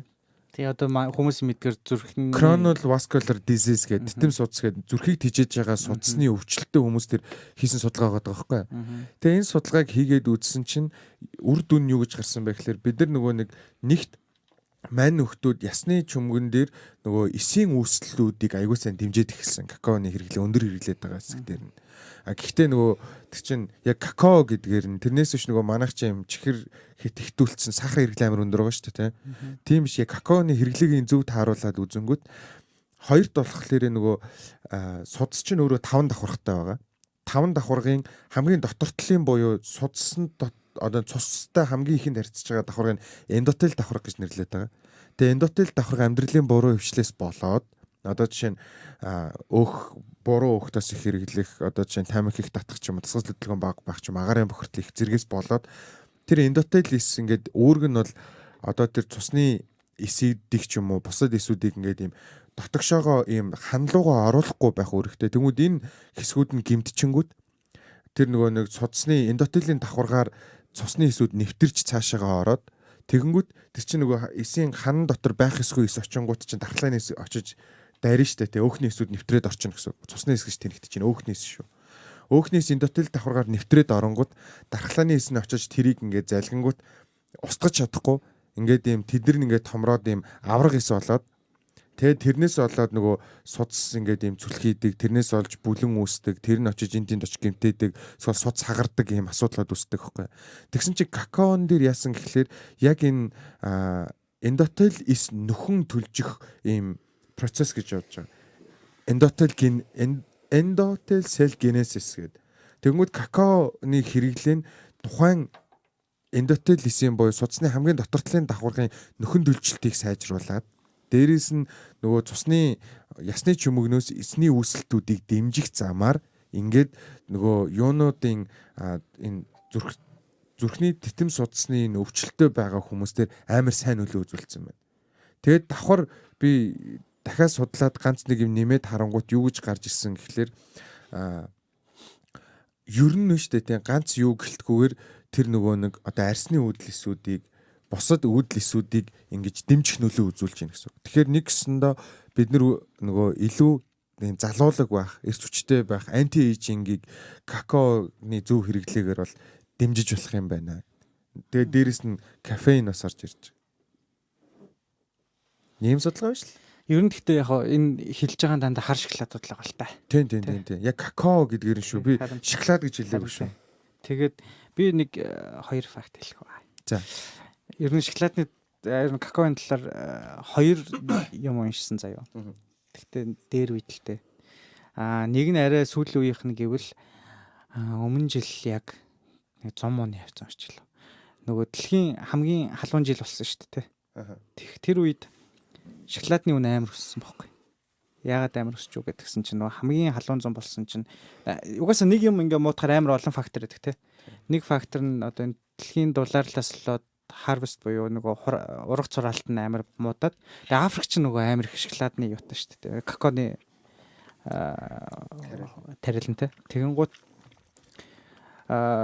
нэг деманд өндөр те. Хоёрт болохоор амар бага хураалцсан. Тэгэнгуთ үн амар өссөн. Тэгэхээр цаашдаа ер нь бол шоколадны үн, какаоны үн ер нь өсөөд явна гэдэг юм дэлхийн дулаарлын талаар уншиж байгаад харсан.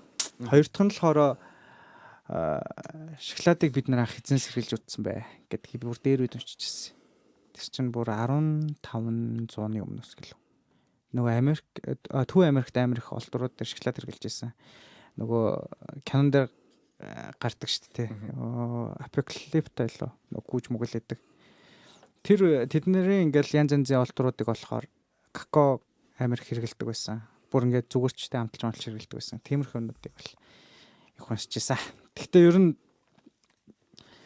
яг хар шоколад одоо тий нөгөө бенефит амар их юм багтаад байгаа гэдэг шүү. Тэгэнгუთ аливаа юм хэмжээнээс бас хэтрүүл юмгийг багдуул юм. Нийтлэг хүмүүсийн амар хэргэлдэг шоколад нь гэхдээ юу хар шоколад биш юу л шүү дээ. Нөгөө сүйт хүмүүстэй хамтаар бол хит юу атсан. За энэ дээр дармаа юу гэж бодож байна? Шоколад нэр үү? Тий. Тааруулж хэрэгэл гэж бодож байна гэдэг. Шоколад гоё шүү дээ. Би тэгтээ ер нь амар какао хэрлэг шоколаданд дуртай шүү дээ. Какао гоё шүү дээ. Тэгтээ тэр чинь сахартай бол гоё. Нөгөө Kanye West хэлсэн байдаг шүү дээ. Why everything that's supposed to be bad make me feel so good. Тэр яг үнэнтэй яг гоё гэж боддог бүх юм ингээд нэг хүнд муугаад идэх те. Яг нөгөө флавоноидууд гэж шүү дээ. Энэ ихтэй нэг судалгаа. Ногоон цайнд их байдаг гэсэн чинь. Бид ногоон цайны тухайн нэг факт бас. Гурлаа шүү дээ. За. Статистикли заяа. Хизээч ногоон цай ууж үзег байх магадaltaй. Хэдтийн урд мод руу явааг бол эсвэл Японы яг одоо нэг кафе руу ороод бол. Юу ч юм би кофе шопд ороод нэг айс американо ардаас нь дандаа ногоон цай чинь хол зайнд юусоо явж чаддаг бол биш байхгүй. Тэр ургамал нь хатаач хөлдөөгөөд ч нэмэргүй юм. Флевер энтер алтчдаг гэсэн бэ. Байх үс нөө харц болчихно. Тэр чинь нэг эсэлтэд тэр ингээд нэг навчин эсэлтгэрийн бор болчихдог байхгүй. Тэрийг бид одоо байх үс шүү дээ. Тэр чинь транспорт бол хийж болно буюу. Торгоны замаар манай Монголыг даа. Манай бас сүйтэй цай чинь тэрнээс үссэн юм ба.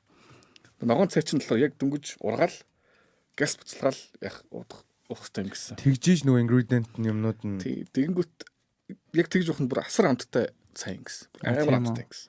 Уул нь хятад интерлээ бол Гурлаа нэг тийм зорилго яг энэ жилдээ яг жинхэнэ ногоон цай ууж үзнэ гэдэг влог хийнэ Яг гэж жинхэнэ зорилго ногоон тавих. цай одоо бол Японы тийм спешиал кафенуудад байгаа. Хятадын урд муучраа хятадын уран бүлээн чинь хятадтай бол байгаа.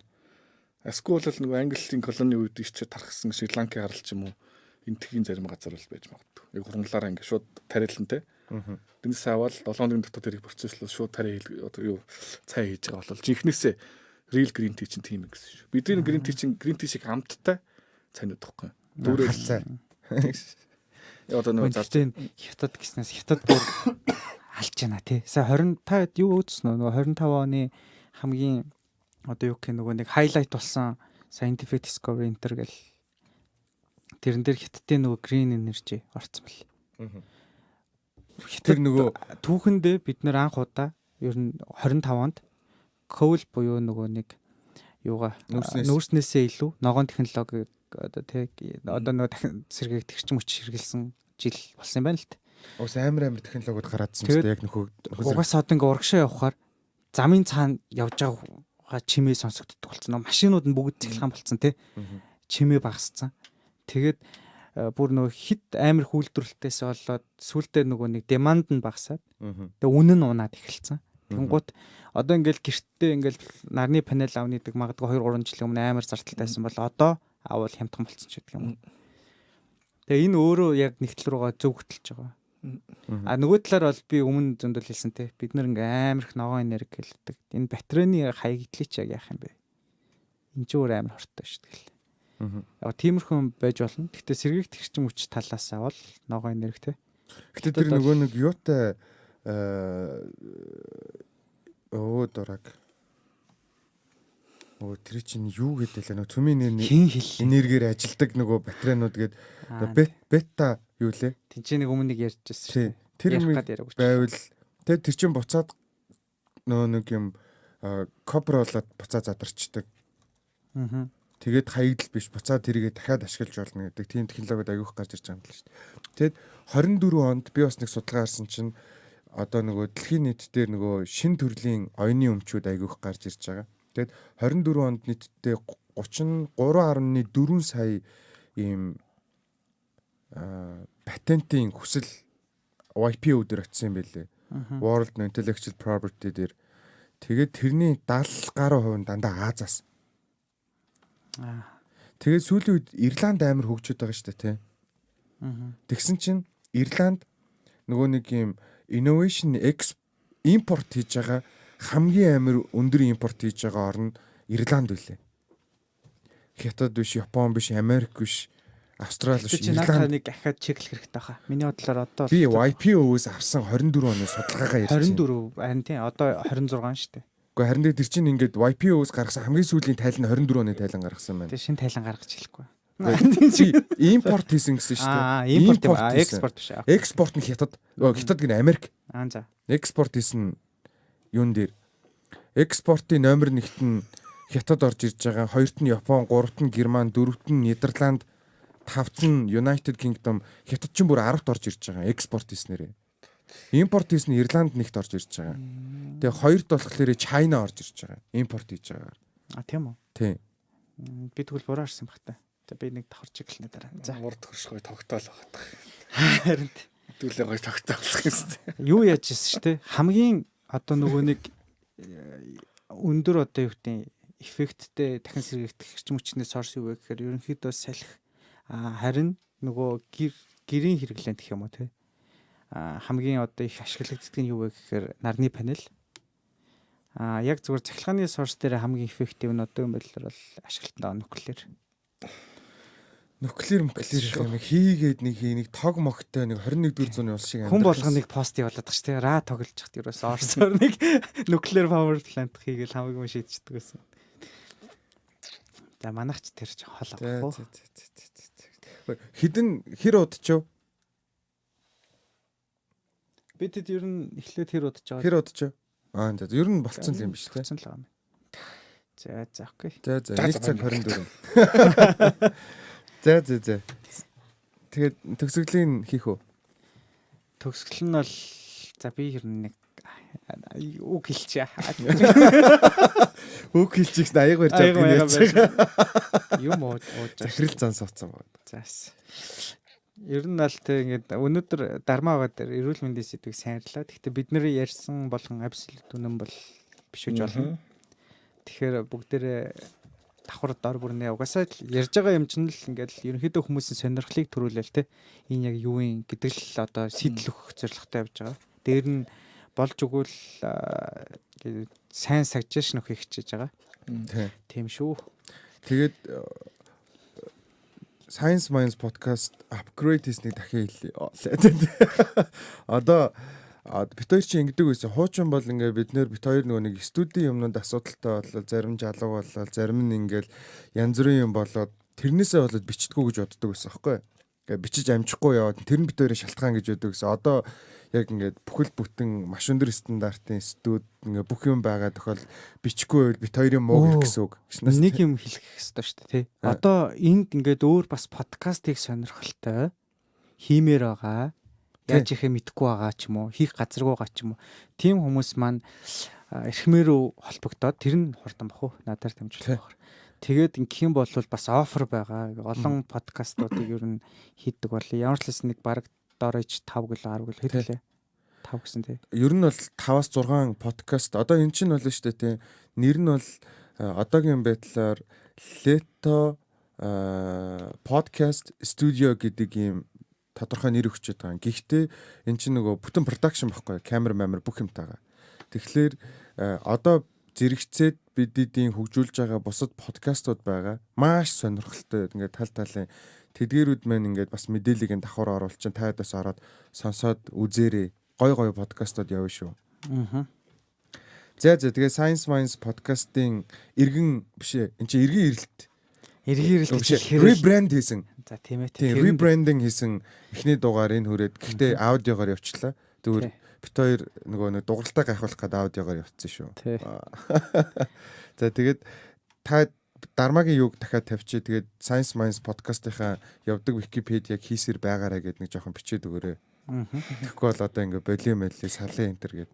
Гэж хизээч энтер гэж. Тэгээ та Дармаг танихгүй юм шиг танаарай заяа. За Дармаа нэг юм хэлэх үү дээ. Тэр хүн ичээгээ зүгээр. Зөв Science Minds podcast ороход ямар байна? Сэтгэл ямар байна зүгээр. Гой газартай болчээ. Тоног хөрөмжл алж шээ. Гайхалтай. Би ч өнөөдрөөс өөр анхуд ирж байна уу. За тэгээд та чанартай юм сонсохуулахын тулд бид хичээж байгаа гэдгийг дахин хэлье. Ингээд Science Minds podcast энэ удаагийн дугаар rebranding анхны дугаар энэ үрээд басла дараагийн дугаараас бичлэгтэй ямарч байсан. Явна. За тэгээд нөгөө үгээ хэлэхгүй яах вэ? Rebrand хийгээд өөр үг болох уу? Өөр үг болъё. Шинжлэх ухаан манддаггүй тэрх үү? Амар клишэ юм шүү. За яах вэ те. За тэгээд юу гэж хэлэх вэ? Нэг юм хэлээд бай хэмиг давхар шалгаж байгаарэ гэж бидний ярьсан нэг шалгасан зүгээр шүү. За тэгээ бүгдийг давхар шалгаж байгаарэ. Тэ нөө ийм байдаг штэ нэг хүн кино үзчихэд тэр кинотой холбоотой юмнууд ингээл хайгаал явдаг штэ. Тэрэн шиг ийм манай ёг шиг тэмдэглэл хөтэлдэг. X тэмдэглэл хөтлөх нь ч бас хайшаа юм дээ. Тэгэхээр ер нь зүгээр ингээд хүн ингээд сониучрахаал те.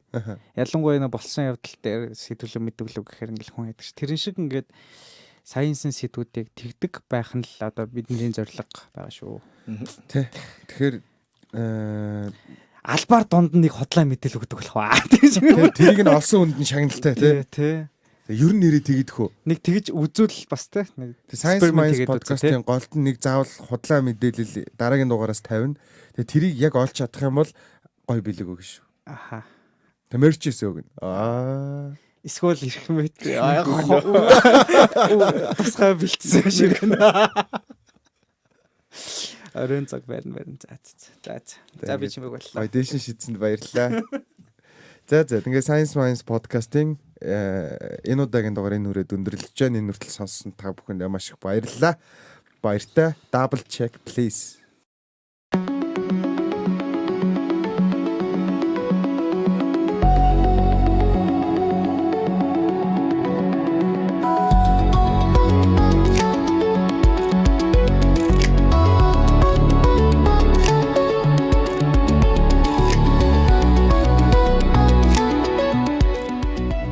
Slate Music podcast room үзүүлж байна.